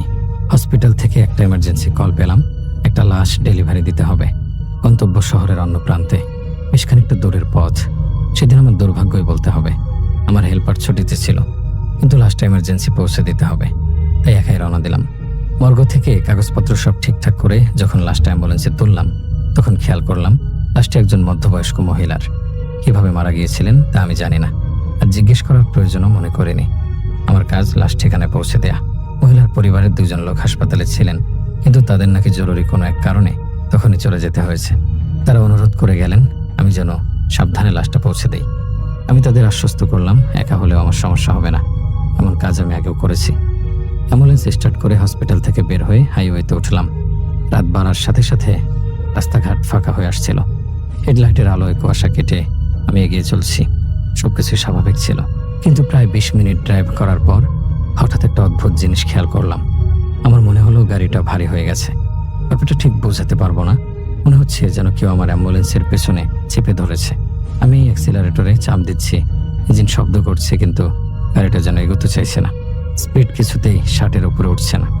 অথচ এই রাস্তায় এখন 100 তোলার কথা। আমার গাড়িতে আমি একা, আর পেছনে একটা লাশ, আর তো কেউ নেই। তাহলে এই অস্বাভাবিক ওজন আসছে কোথা থেকে? বিষয়টা আমার কাছে খটকা লাগলো। আমি একজন অভিজ্ঞ ড্রাইভার, গাড়ির ইঞ্জিন বা টায়ারের সমস্যা হলে আমি ঠিকই বুঝতে পারতাম, কিন্তু এটা যান্ত্রিক সমস্যা বলে মনে হলো না। মনে হচ্ছিল যেন অদৃশ্য কোনো ওজন গাড়িতে চেপে বসেছে। কৌতূহলবশত আমি গাড়ি চালাতে চালাতেই আমাদের পেছনের অংশের মাঝখানের ছোট্ট স্লাইডিং জানালাটা 1 ইঞ্চি ফাঁক করলাম। পেছনের আফসা অন্ধকারে চোখ সইয়ে নেয়ার চেষ্টা করলাম। স্ট্রেচারে শোয়ানো লাশটা সাদা কাপড়ে ঢাকা, একদম স্থির, যেমন থাকার কথা। কিন্তু আমার চোখ আটকে গেল লাশের পায়ের কাছে। একটা কালো ধোঁয়ার মতো কিছু একটা জমাট বেঁধে আছে। ঠিক ধোঁয়া নয়, কেমন যেন একটা ঘন আঠালো অন্ধকার। শুধু লাশের পায়ের দিকটাতেই সেটা কুণ্ডলি পাকিয়ে আছে। অ্যাম্বুলেন্সে লাশ ওঠানোর সময় আমি নিজে সব পরীক্ষা করেছিলাম, তখন এমন কিছুই ছিল না। গাড়ির ভেতরে ধোঁয়া আসারও কোনো পথ নেই। আর অদ্ভুত ব্যাপার হলো, এই ধোঁয়াটা ছড়াচ্ছে না, শুধু ওই এক জায়গাতে স্থির হয়ে আছে। আমার বুকের ভেতরটা কেমন যেন করে উঠল। আমি সাথে সাথে স্লাইডিং জানালাটা বন্ধ করে দিলাম। আল্লাহ ভরসা বলে আমি আবার ড্রাইভিংয়ে মনোযোগ দিলাম। কিন্তু গাড়িটা যেন কিছুতেই এগোতে চাইছে না। মনে হচ্ছে 10-20টা লোক আমার অ্যাম্বুলেন্সের পেছনে ঝুলে আছে। আমি খুব কষ্ট করে গাড়ি টেনে নিয়ে যাচ্ছি, নিজেকে নিজে সাহস দিলাম। কত কিছুই তো দেখেছি জীবনে, এটা হয়তো মনের ভুল। নিরাপদে লাশটা ডেলিভারি দিতে পারলেই বাঁচি। আমি স্টিয়ারিং শক্ত করে ধরে আছি। ঠিক তখনই আমার বাম পাশে, ঠিক কানের পেছনে একটা ফিস ফিস শব্দ শুনতে পেলাম। ফিস ফিস, খসখস। মনে হলো কোনো মানুষ ভিন্ন কোনো ভাষায় কথা বলছে, কিন্তু সেই ভাষা আমি এর আগে কখনো শুনিনি। কোনো চেনা ভাষার সাথে তার মেল নেই। শুকনো পাতার উপর দিয়ে কিছু একটা হেঁটে গেলে যেমন শব্দ হয়, শব্দটা ঠিক তেমন। আমি সাথে সাথে ঝটকা দিয়ে বাম দিকে তাকালাম। ফাঁকা। আমার পাশের সিটটা একদম খালি। অন্ধকার রাস্তায় মাঝে মাঝে 2-একটা ট্রাক হুশ করে পাশ কাটিয়ে যাচ্ছে। সে অদ্ভুত শব্দটা আর শোনা যাচ্ছে না, কিন্তু আমার সমস্ত শরীর শিউরে উঠেছে। আমি বুঝতে পারছিলাম কিছু একটা ঝামেলা শুরু হয়েছে। এটা আমার সাধারণ কোনো ডেলিভারি নয়। আমার জীবনের সবচেয়ে ভয়ঙ্কর রাতের সবেমাত্র শুরু। সেই ফিসফিসানি শোনার পর আমার মনের ভেতর যে ভয়টা ঢুকেছিল তা সহজে যাওয়ার নয়। আমি অভিজ্ঞ হতে পারি, কিন্তু আমি মানুষ। আর সেই মুহূর্তে আমার অভিজ্ঞতা নয়, আমার সহজাত প্রবৃত্তি জানান দিচ্ছিল যে আমি খুব খারাপ কোনো কিছুর পাল্লায় পড়েছি। কিন্তু আমি গাড়ি থামাইনি, থামানোর কথা চিন্তাও করিনি। আমার একমাত্র লক্ষ্য ছিল যত দ্রুত সম্ভব এই লাশ তার ঠিকানায় পৌঁছে দিয়ে এখান থেকে মুক্তি পাওয়া। গাড়িটা সেই একই রকম অস্বাভাবিক ভারী লাগছে। আমি এক হাতে স্টিয়ারিংয়ে রেখে কাঁপতে কাঁপতে নিজের মোবাইলটা বের করলাম। লাশের পরিবারের যে নম্বরটা আমাকে দেওয়া হয়েছিল তাতে কল লাগালাম। একজন মহিলা কল ধরলেন, সম্ভবত কান্নার কারণে গলা বসে আছে। আমি বললাম, আপা, আমি আলামিন, অ্যাম্বুলেন্স ড্রাইভার। আপনারা কি দয়া করে কাউকে পাঠাতে পারবেন? আমি একটা ঠিকানা দিচ্ছি, আপনারা যদি কাউকে। আমার কথা শেষ হওয়ার আগেই ওপাশ থেকে মহিলাটি বললেন, ভাই, এখন কিভাবে সম্ভব? বাড়িতে একটা মরা মানুষ আসছে, সবাই কত কাজে ব্যস্ত। আপনি কষ্ট করে চলে আসেন। আপা, আমি বুঝতে পারছি, কিন্তু যদি সম্ভব হয় অন্তত একজনকে প্লিজ। মহিলা হয়তো আমার গলার স্বরের আকুতি বা ভয়টা বুঝতে পারেননি। তিনি বললেন, চেষ্টা করব, বলেই ফোনটা রেখে দিলেন। আমি মোবাইলটা ড্যাশবোর্ডে ছুড়ে ফেললাম। চেষ্টা করব মানে না, আমাকে একাই যেতে হবে। আমার মনের মধ্যে ভয়টা প্রতি মুহূর্তে দ্বিগুণ 3 গুণ হয়ে বাড়ছিল। ঠিক তখনই ভয়াবহ গন্ধটা আমি পেলাম। হঠাৎ করে এক মুহূর্তের মধ্যে পুরো অ্যাম্বুলেন্সের কেবিনটা একটা পচা তীব্র গন্ধে ভরে গেল। এটা সাধারণ কোনো গন্ধ নয়, মনে হচ্ছিল কোনো পরিত্যক্ত কূপের পানির মধ্যে একটা কুকুর বা ইঁদুর মরে পচে আছে। সেই পচা ভ্যাপসা গা গুলিয়ে ওঠা গন্ধ। গন্ধটা এত তীব্র যে আমার নিঃশ্বাস বন্ধ হয়ে আসছিল। আমার মনে হচ্ছিল আমি বমি করে ফেলবো। আমি এক হাতে গাড়ি চালাচ্ছি আর অন্য হাতে শার্টের হাতা দিয়ে নাক চেপে ধরলাম, কিন্তু তাতেও কাজ হচ্ছে না। গন্ধটা যেন আমার ফুসফুস পুড়িয়ে দিচ্ছিল। চলন্ত অবস্থায় বারবার কাপড়টা নাক থেকে পড়ে যাচ্ছিল। আমি আর সহ্য করতে পারলাম না। অবস্থা এমন যে এই গন্ধে আমি মারাই যাব। রাস্তার একপাশে কোনো মতে গাড়িটা দাঁড় করালাম। ইঞ্জিন বন্ধ করিনি, হেডলাইটও জ্বলছিল। আমি লাফ দিয়ে গাড়ি থেকে নেমে খোলা হাওয়ায় কয়েকটা বড় বড় নিঃশ্বাস নিলাম। তারপর ড্যাশবোর্ড থেকে একটা ছোট্ট পরিষ্কার কাপড় টেনে নিয়ে সেটা ভালো করে মুখে নাকে বেঁধে নিলাম। একটু পানি থাকলে ভালো হতো, কিন্তু এখনো সব খোঁজার সময় নেই। আমি আবার ড্রাইভারের সিটে বসলাম। গন্ধটা এখনো আছে, কিন্তু কাপড়ের কারণে কিছুটা হলেও সহনীয়। আমি গিয়ার ফেলে যেই গাড়িটা আবার রাস্তায় তুলতে যাব, ঠিক তখনই আমার চোখ পড়ল ডান দিকের সাইড ভিউ মিররটায়, আয়নায়। আমার হৃৎপিণ্ডটা যেন এক মুহূর্তের জন্য স্তব্ধ হয়ে গেল। আয়নার কাছের ওপর একটা অদ্ভুত চিহ্ন। মনে হচ্ছে এই মাত্র কেউ কোনো ধারালো জিনিস দিয়ে গাড়ির আয়নার মধ্যে ঘষে ঘষে চিহ্নটা এঁকেছে। চিহ্নটা খুব অদ্ভুত, তবে কিছুটা খ্রিস্টানদের ক্রুশের মতো, কিন্তু পুরোপুরি ক্রুশও নয়। আমি শিউরে উঠলাম। এটা অসম্ভব। আমি যখন গাড়ি থেকে নামলাম তখন এই আয়না পরিষ্কার ছিল। আমার গাড়ির আয়না আমি সবসময় নতুনের মতো রাখি, তাতে একটা আঁচড়ের দাগও ছিল না। আমি মাত্র 1 মিনিটের জন্য গাড়ি থেকে নেমেছিলাম। এই নির্জন রাস্তায় কে কখন এসে এই দাগ দিয়ে গেল, আমার বুকের ভেতরটা মোচড় দিয়ে উঠল। আমি ঢোক গিললাম। আমার মনে হলো ওই লাশটার ওপর কোনো একটা খুব খারাপ জিনিস ভর করতে চাইছে, হয়তো ইতিমধ্যেই করে ফেলেছে। আমি আর 1 সেকেন্ডও দাঁড়ালাম না, এক্সিলারেটরে সর্বশক্তি দিয়ে চাপ দিলাম।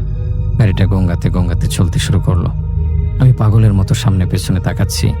বারবার মনে হচ্ছে পেছনের সিট থেকে এখনই কেউ একজন আমার উপর ঝাঁপিয়ে পড়বে।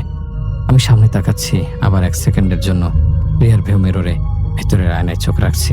হঠাৎ একবার যখন আমি ভেতরের আয়নাটার দিকে তাকালাম, তখন আমি এমন এক ভয়ঙ্কর দৃশ্য দেখতে পেলাম যা দেখে আমার চোখ কপালে উঠে গেল। আমার সমস্ত শরীরের লোম কাটা দিয়ে দাঁড়িয়ে গেল। আমি দেখলাম আয়নার মধ্যে দেখা যাচ্ছে আমার ঠিক পেছনে আমার বাম কাঁধের কাছে একটা কালো ধোঁয়াশা অবয়ব, সেই একই কালো ধোঁয়া যা আমি কিছুক্ষণ আগে লাশের পায়ের কাছে দেখেছিলাম। সেটা এখন আমার ঠিক পেছনে এসে জমাট বেঁধেছে। আয়নায় ওই দৃশ্য দেখার পর আমার শরীরের রক্ত হিম হয়ে গেল। আমার ঠিক পেছনে আমার বাম কাঁধের কাছে সেই কালো ধোঁয়াটা কুণ্ডলি পাকাচ্ছে। মনে হচ্ছিল একটা ছায়ামূর্তি ধীরে ধীরে আকার নেয়ার চেষ্টা করছে। ঠিক তখনই আমার মনে পড়ে গেল, যখন গাড়িটা প্রথম ভারী লাগতে শুরু করেছিল, আমি পেছনে তাকিয়ে লাশের পায়ের কাছে ঠিক এমন কালো ধোঁয়ায় দেখেছিলাম। আর একটু আগেই তো আমি আমার বাম কানের পাশে সে অদ্ভুত ফিসফিসানি শুনেছিলাম। তার মানে যা কিছু হচ্ছে সব আমার এই বাম পাশটাকে কেন্দ্র করে হচ্ছে। এই কালো ধোঁয়ার অবয়বটা দেখে আমার মন চাইছিল একটা চিৎকার দেই, কিন্তু অদ্ভুত ব্যাপার হলো, মন চাইলেও আমার মুখ থেকে কোনো শব্দ বের হচ্ছিল না। মনে হচ্ছিল কেউ যেন আমার গলা চেপে ধরেছে। আমার শরীর অনবরত ঘামতে শুরু করলো। শীতের রাতেও আমার কপাল বেয়ে ঘাম গড়িয়ে পড়ছিল। আমার খুব ভয় লাগছিল। আমি মনে মনে দোয়া দরুদ যা কিছু মনে আসছিল সব পড়তে শুরু করলাম। আমার আর সাহস হচ্ছিল না দ্বিতীয়বার আয়নাতে তাকানোর। আমি দেখতে চাইছিলাম না ওই কালো ধোঁয়াটা এখনো আছে নাকি উধাও হয়ে গেছে, কিন্তু মানুষের চোখ বড় বেঈমান। আমি না চাইতেও আমার চোখ আবার ওই রিয়ার ভিউ মিররটার দিকে চলে গেল। দেখলাম ওই ধোঁয়াটা আর নেই, কেবিনটা একদম ফাঁকা। আমার মন কিছুটা শান্ত হলো, তবে সম্পূর্ণ শান্ত হতে পারলো না। আমি জানি বিপদ এখনো কাটেনি।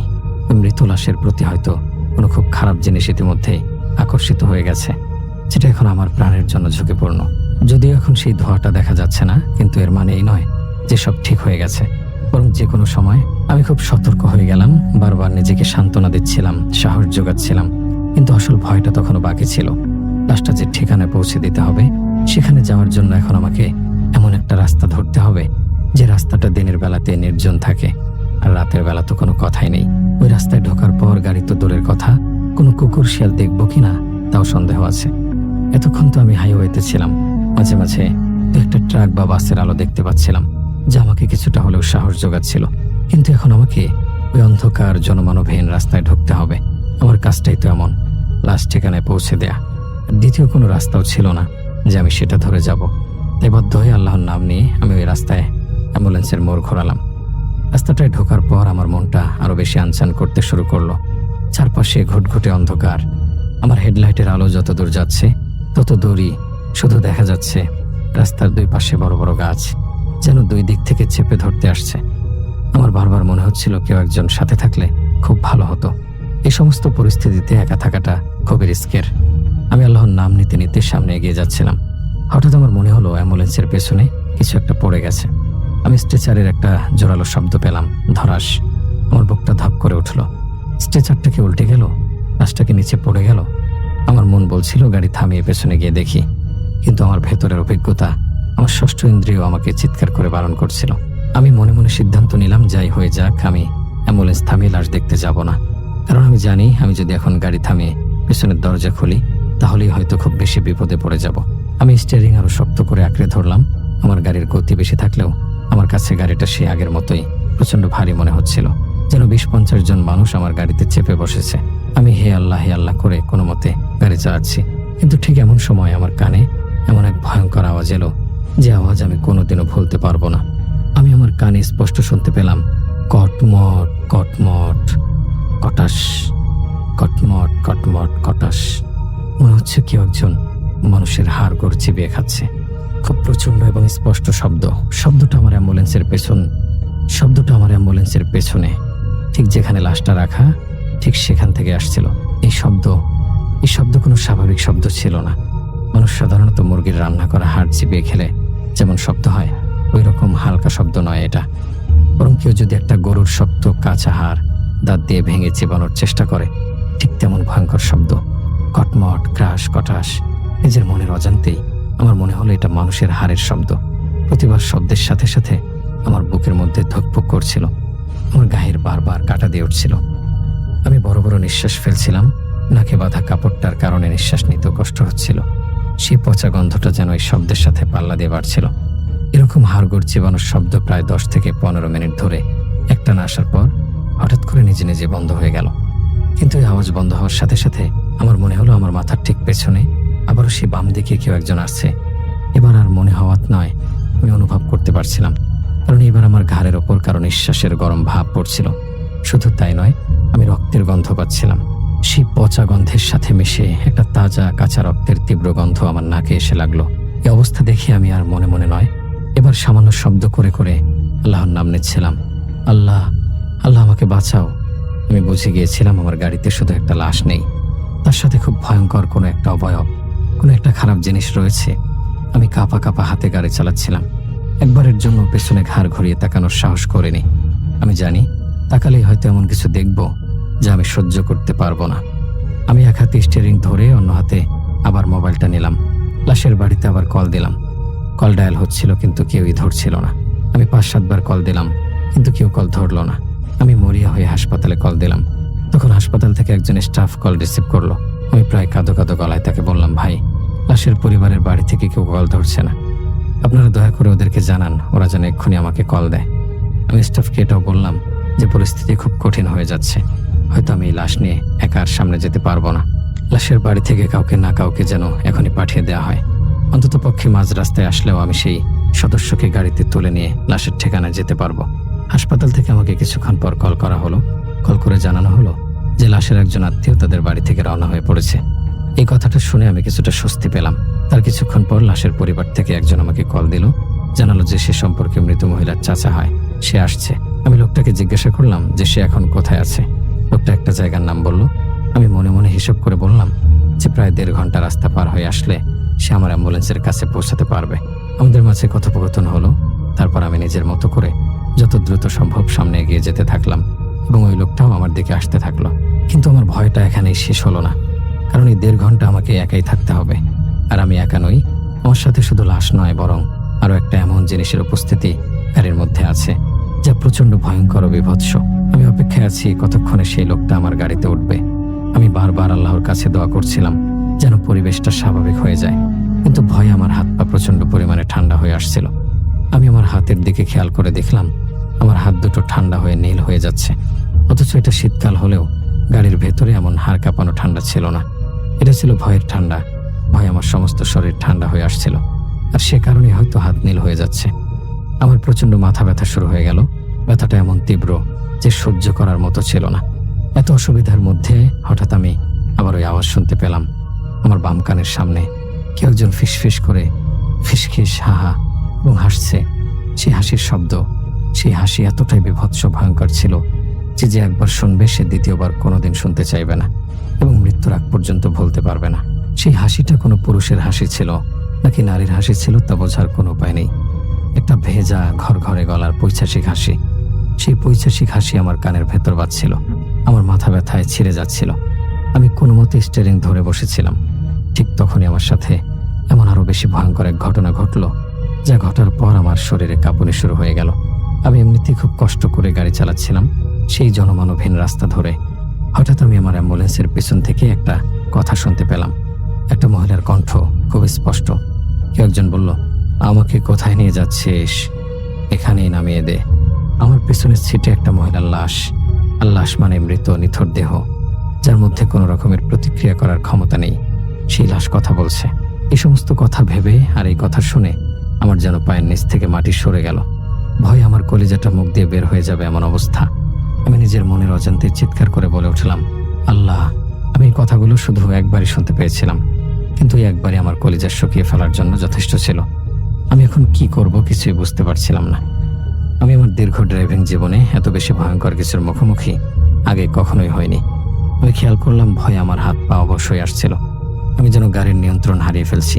আমার মনে হলো এখন যদি এমন অবস্থায় আমি গাড়ি চালাই তাহলে নির্ঘাত একটা অ্যাক্সিডেন্ট হয়ে যাবে। আমি ভাবলাম একটা উপযুক্ত জায়গা দেখে গাড়িটা থামাবো। কিন্তু আমি যে রাস্তায় ঢুকেছি এই রাস্তাটা শেষ হওয়ার আগ পর্যন্ত আমি কোনো মতেই গাড়িটা থামাতে চাচ্ছিলাম না, কারণ এরকম একটা জনমানবহীন রাস্তায় একটা লাশের গাড়ি থামানো মোটে উচিত হবে না। আমি ভাবলাম কোনো মতে আল্লাহর উপর ভরসা করে এই রাস্তাটুকু পার করতে পারলেই আমি গাড়িটা থামিয়ে লাশের চাচার কাছে ফোন করব এবং তার আসার অপেক্ষা করব। আমি গাড়িটা ফুল স্পিড দিলাম, কিন্তু ফুল স্পিডেও যেন কোনো কাজে আসছে না। গাড়ির গতি সে আগের মতোই আছে, যেন কেউ টেনে ধরে রেখেছে। আমি খুব কষ্টে দাঁতে দাঁত চেপে কোনো মতো ওই ভয়ঙ্কর রাস্তাটা পার করলাম। ওই রাস্তা পার করার পর আমি মহান আল্লাহ তাআলার শুকরিয়া আদায় করলাম আর ভাবলাম এটাই সুযোগ। সামনে কোনো একটা বাসাবাড়ির সামনে বা দোকানপাটের সামনে পড়লেই আমি সেখানে গাড়ি থামাবো। কিন্তু আরেকটা সমস্যা হলো, এত গভীর রাতে কোনো দোকানপাট তো খোলা থাকবে না। তারপরেও একটা টিমটিমে বাতি জ্বলছে এমন কোনো জায়গার আশায় আমি আল্লাহর উপর ভরসা করে এগিয়ে যেতে শুরু করলাম। হঠাৎ অ্যাম্বুলেন্সের পিছন থেকে একটা খুব ভয়ঙ্কর মহিলা কণ্ঠে হাসি ভেসে উঠল। হা হা হা। সেই হাসি যেন আমার আশেপাশের বাতাসে প্রতিধ্বনিত হচ্ছে। ভয়ে গা শিউরে উঠল। আমার শির দ্বারা বেয়ে একটা ঠান্ডা স্রোত নেমে গেল। আমি নিজের চোখে একটা দৃশ্য খেয়াল করতে শুরু করলাম। আমি দেখলাম আমার ঠিক বাম পাশে ড্রাইভারের সিটের পাশে ধীরে ধীরে কোথা থেকে যেন কালো ধোঁয়া জমাট বাঁধছে। ধোঁয়াটা কোথা থেকে আসছে তা দেখা যাচ্ছে না, মনে হচ্ছে শূন্য থেকে এই ধোঁয়াটা ধীরে ধীরে বেশি হচ্ছে। সেই আঠালো কালো ধোঁয়া আবার একটা অবয়ব নেওয়ার চেষ্টা করছে। এই অবস্থা দেখে আমি তাড়াতাড়ি আমার মোবাইলটা হাতে নিয়ে যে কাউকে কল করব ভাবলাম, কিন্তু আমি হাত বাড়িয়ে দেখি মোবাইলটা ড্যাশবোর্ডে আর নেই। আমি পাগলের মতো এক হাতে স্টিয়ারিং ধরে অন্য হাতে সিটের পাশে ড্যাশবোর্ডে খুঁজতে লাগলাম, কিন্তু মোবাইলটা কোথাও খুঁজে পাচ্ছি না। অথচ একটু আগেই আমি এটা দিয়ে কথা বলেছি। তাছাড়া ড্রাইভিং করা অবস্থায় আর কোথায় বা খুঁজব? আমি প্রচণ্ড ভয় পেয়ে যাচ্ছিলাম। আমার মনে হচ্ছিল আজই হয়তো আমার জীবনের শেষ দিন। হয়তো যে খারাপ জিনিসটা অ্যাম্বুলেন্সের মধ্যে আছে সেটা আজ আমাকে মেরেই ফেলবে। আমি ভাবছিলাম চলন্ত অ্যাম্বুলেন্স থেকে লাফ দিয়ে পড়ে যাব। আমি সত্যি সত্যি লাফ দেওয়ার জন্য প্রস্তুতি নিচ্ছিলাম। আমি দরজার লকটা খোলার জন্য হাত বাড়ালাম, কিন্তু ঠিক এমন সময় আমি দেখলাম ধোঁয়াটা ধীরে ধীরে আবার উধাও হয়ে যাচ্ছে। এটা দেখে আমি কিছুটা অবাক হয়ে গেলাম, তবে ভাবলাম সামনে হয়তো আরো বড় বিপদ আসতে চলেছে। কি হচ্ছে আমি কিছুই বুঝতে পারছিলাম না। ঠিক এমন সময় আমি দূরে সাদা সাদা অনেকগুলো আলো জ্বলতে দেখলাম। প্রথমে আমি ভেবেছিলাম হয়তো সেটাও কোনো খারাপ জিনিসের মায়া বা কোনো ফাঁদ, কিন্তু আমি যতটা এগিয়ে যাচ্ছিলাম ততটাই বুঝতে পারছিলাম যে সেগুলো আসলে লাইটের আলো। আরো সামনে গেলে আমি দেখলাম চারপাশে বিশাল জায়গা জুড়ে প্যান্ডেল সাজানো, অনেক আলো, অনেক মানুষ। প্রথমে আমি ভাবলাম হয়তো কোনো বিয়ে বাড়ির অনুষ্ঠান চলছে। এত রাতে হাইওয়ের পাশে, যাই হোক মানুষ তো আছে। আমার মনে হলো যেন আমি নতুন করে প্রাণ ফিরে পেলাম। আমার প্রচন্ড আনন্দ অনুভব হলো। আমি ঠিক করলাম ওই আলোর সামনে গিয়ে আমি গাড়িটা থামাবো। আমি পাগলের মতো অ্যাম্বুলেন্স চালিয়ে ওই আলোর দিকে এগোচ্ছিলাম। আমার মনে তখন একটাই আশা, ওই মানুষের ভিড়ে গিয়ে নামতে পারলে আমি বেঁচে যাব। ভেবেছিলাম ওটা কোনো বিয়ের অনুষ্ঠান, কিন্তু আমি যখন আরো কাছে গেলাম তখন আমি যে দৃশ্য দেখলাম তা দেখে আমার মনটা ভরে গেল। আনন্দে আমার চোখ থেকে পানি গড়িয়ে পড়লো। একদম কাছে পৌঁছে দেখি সেখানে কোনো বিয়ের অনুষ্ঠান নয়, বরং একটা ওয়াজ মাহফিল হচ্ছে। একজন ইসলামিক বক্তা মঞ্চে বসে মানুষদেরকে দিনের আলোচনা করে শোনাচ্ছেন। আমি যত কাছে যাচ্ছিলাম মাইকের আওয়াজটা তত স্পষ্ট হচ্ছিল। আর এখন সামনে এসে দেখি বিশাল আয়োজন, শত শত মানুষ প্যান্ডেলের নিচে বসে ওয়াজ শুনছে। আমি আর এক মুহূর্ত অপেক্ষা না করে সঙ্গে সঙ্গে সেখানে মাহফিলের প্যান্ডেলের এক পাশে রাস্তার ধারে গাড়িটা থামালাম। ইঞ্জিন বন্ধ করে দিলাম। গাড়িটা থামিয়ে আমি দীর্ঘ একটা নিঃশ্বাস ফেললাম। নাক থেকে সেই দুর্গন্ধময় কাপড়টা সরিয়ে ছুঁড়ে ফেলে দিলাম। আমি একটা জিনিস খেয়াল করলাম, যখন থেকে আমি এই মাহফিলের লাইটের আলো দেখছিলাম ঠিক তখন থেকেই অস্বাভাবিক ঘটনাগুলো ঘটা ধীরে ধীরে বন্ধ হয়ে যাচ্ছিল। যেমন আমি শেষবার দেখেছিলাম আমার পাশে কালো ধোঁয়া জমাট বাঁধছে, কিন্তু হঠাৎ করেই সেই ধোঁয়াটা আবার উধাও হয়ে গেল। আমার গাড়ির যে ভারী ভারী লাগছিল সে ভাবটা চলে গেল। গাড়িটা একদম হালকা হয়ে গেল। আমি আর কোনো ফিসফিসানি শুনিনি, কোনো হাসির শব্দ পাইনি, কারো উপস্থিতি অনুভব করিনি। আমার মুখ থেকে তখন শুধু আল্লাহর শুকরিয়া বের হচ্ছিল। আমি বুঝতে পারছিলাম এই মাহফিলের পবিত্র পরিবেশে আমাকে ওই ভয়ঙ্কর বিপদ থেকে রক্ষা করেছে। তখন আমার মনে পড়লো লাশের চাচা যিনি রাস্তায় আছেন এবং আমার দিকে আসছেন, তাকে কল করে এই ঠিকানায় আসতে বলা দরকার। আমি আবার গাড়িতে উঠলাম। ভাবলাম মোবাইলটা তো হারিয়ে গেছে, কিন্তু অবাক হয়ে দেখলাম আমার মোবাইলটা ঠিক সেই জায়গায় আছে যে জায়গায় আমি রেখেছিলাম, ড্যাশবোর্ডের ওপর। এটা দেখে আমি কিছুটা অবাক হয়ে গেলাম, কারণ আমি যখন শেষবার মোবাইলটা খুঁজছিলাম তখন পাগলের মতো খুঁজেও মোবাইলটা পাইনি। আর এখন মোবাইলটা আমার চোখের সামনেই পড়ে আছে। যাই হোক, আমি তাড়াতাড়ি মোবাইলটা হাতে নিয়ে লাশের চাচাকে কল করে বললাম, চাচা আমি অমুক জায়গায় একটা মাহফিলের সামনে গাড়ি থামিয়েছি, আপনি দয়া করে এখানেই চলে আসেন। আমি এখানেই আপনার জন্য অপেক্ষা করছি। আর আপনি যদি না আসেন তাহলে আমি একা কোনোভাবেই এই লাশ নিয়ে আপনাদের বাড়িতে যেতে পারবো না। লোকটা আমাকে আশ্বস্ত করলো যে সে এখানেই আসবে। আমি গাড়ি থেকে নেমে মাহফিলের প্যান্ডেলের একপাশে দাঁড়িয়ে রইলাম। দীর্ঘক্ষণ অপেক্ষা করার পর একটা সিএনজি এসে থামলো। লাশের চাচা নামলেন। লোকটাকে গাড়িতে বসিয়ে আমিও গাড়িতে উঠে বসলাম এবং লাশের বাড়ির উদ্দেশ্যে রওনা দিলাম। বিশ্বাস করবেন না, এরপর রাস্তাঘাটে আর কোনো সমস্যা হয়নি। খুব সুন্দর মতো সুস্থ ও স্বাভাবিকভাবে ওই লাশ পৌঁছে দিলাম। গাড়িতে তখন আর কোনো পচা গন্ধ ছিল না, গাড়ির মধ্যে কোনো ভারী ভাবও ছিল না। ওই লাশ পৌঁছে দিয়ে আমার টাকা নিয়ে আবার ফিরে এলাম। আমি প্রথমে হাসপাতালে গেলাম। সেখানে ডোমের কাছ থেকে আমি ওই লাশটার ব্যাপারে খোঁজ নিলাম। ডোমের কাছ থেকে জানতে পারলাম যে মহিলাটা মারা গিয়েছিল সে ছিল একজন খ্রিস্টান মহিলা। মহিলাটা নাকি ঘুমের ঘরেই মারা গিয়েছিল। ডোম আরও জানালো মহিলা নাকি খুবই ধার্মিক ছিল, অর্থাৎ নিজের ধর্ম খুব মান্য করত। আমার তখন সেই আয়নায় দেখা ক্রুশের মতো চিহ্নটার কথা মনে পড়ল। আমি আর ডোমকে কিছু বললাম না। রাতের সম্পূর্ণ ঘটনা আমি নিজের মধ্যেই রেখেছিলাম, কাউকে কিছুই বলিনি। কিন্তু আমার সেই যে মাথা ব্যথা শুরু হয়েছিল সেটা কমেনি। আমি বাড়ি চলে গেলাম এবং 2 দিনের ছুটি নিলাম। আমার মাথা ব্যথা খুব বেশি তীব্র ছিল। সহ্য করতে না পেরে আমি পরের দিন ডাক্তারের কাছে গেলাম। ডাক্তার আমাকে খুব পাওয়ারফুল কিছু ওষুধ দিল। সেই ওষুধ খাওয়ার পর 2 দিন পর আমার মাথা ব্যথাটা চলে যায়। এই 2 দিন আমার মাঝে মধ্যে বমিও হতো। আমার জীবনে সেই রাতের ঘটনাটা আমার কাছে সবচেয়ে ভয়ঙ্কর স্মৃতি হয়ে আছে। এরপর আমি বহু লাশ একাই বহন করেছি, কিন্তু এমন ঘটনার সম্মুখীন আর কখনো হয়নি।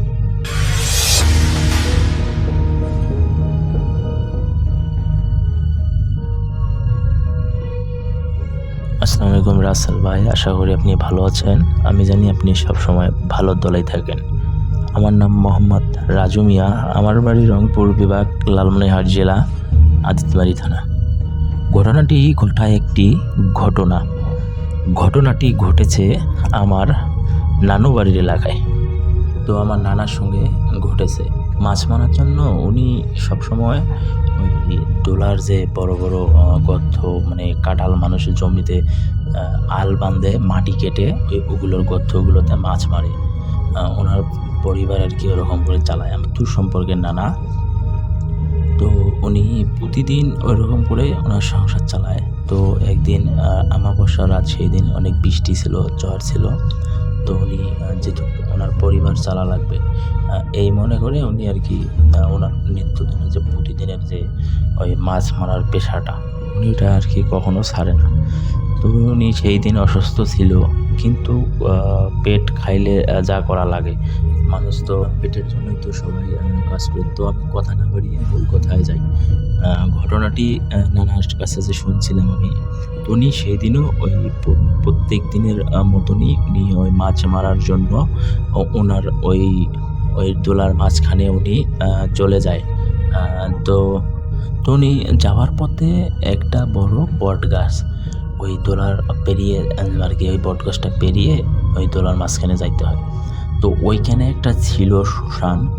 ওই শ্মশানে তো হঠাৎ করে সেদিন শুধু 3টা বামন ছিল, আর ওই শ্মশানের ওইখানে চিতাতে কিছু খড়ি আর একটি মরা লাশ শোয়ানো ছিল। তো উনি দেখতেছে বামনগুলো চারপাশে ঘুরতেছে, আর ওই মরা লাশটি ওই উপরে কিছু ঘড়ি দিয়ে রাখছে আর কি। উনি ওনার মতো করে যাচ্ছে। উনি তো মনে করছে যে এরকম তো প্রায় এরকম দেখি, তো হয়তো মানে কে জানি মারা গেছে, হয়তো তারই লাশ।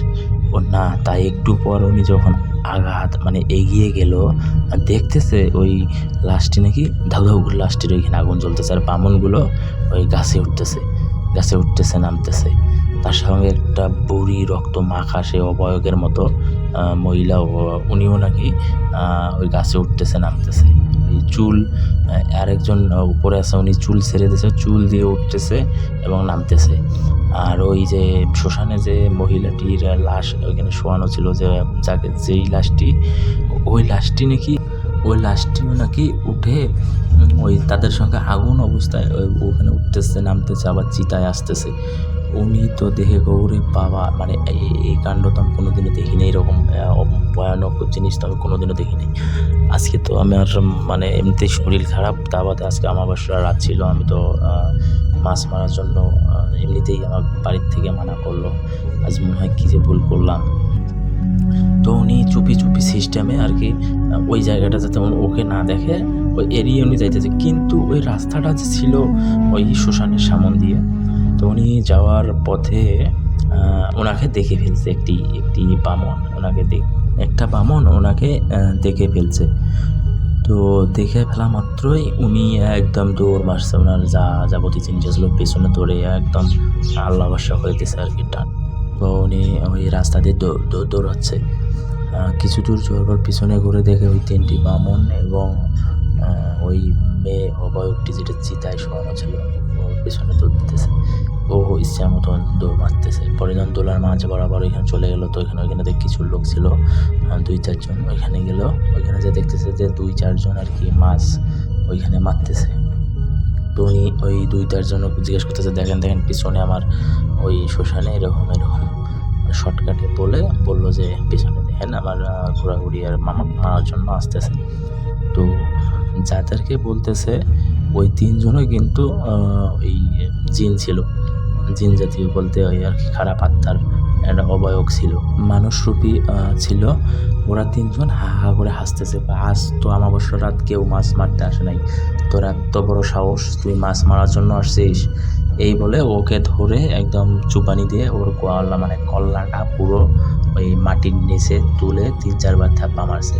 তো উনি থ্যাপা মারার পর উনি বলতেছে যে আমি কি দোষ করছি, আমি তো একটা গরিব মানুষ, এরকম করে মাছ মেরে খাই, আমার প্রতি তোমরা করতেছো, যাদের সঙ্গে পারো না তাদের সঙ্গে লাগতে আসছো, এরকম উল্টাপাল্টা কথা উনিও বলতেছে ওই আমার নানা। তো এই বলা মাত্র ওনাকে ঝটকা দিয়ে একটা পরিষ্কার পানির এক জায়গায় ফেলাইছে। উনি মনে করছিল যে কাদতেই নাকি আবার ডুব দিতেছে। উনি হাবুডুবু খাওয়ার অবস্থায় ওনার পুরো শরীরে যে কাদা মাদা ছিল একটু চোখ খুলে দেখা যায়। এই বলে উনি এক নিকেশে দৌড়ে এসে ওনার বাড়ি পড়ে অজ্ঞান হয়েছে। উনি আর কিছুই বলতে পারে না। পরে উঠে দেখে যে সকাল হয়েছে। তো এই ছিল রাতুল ভাই ঘটনাটি ভালো লাগলো অবশ্যই শেয়ার করবেন।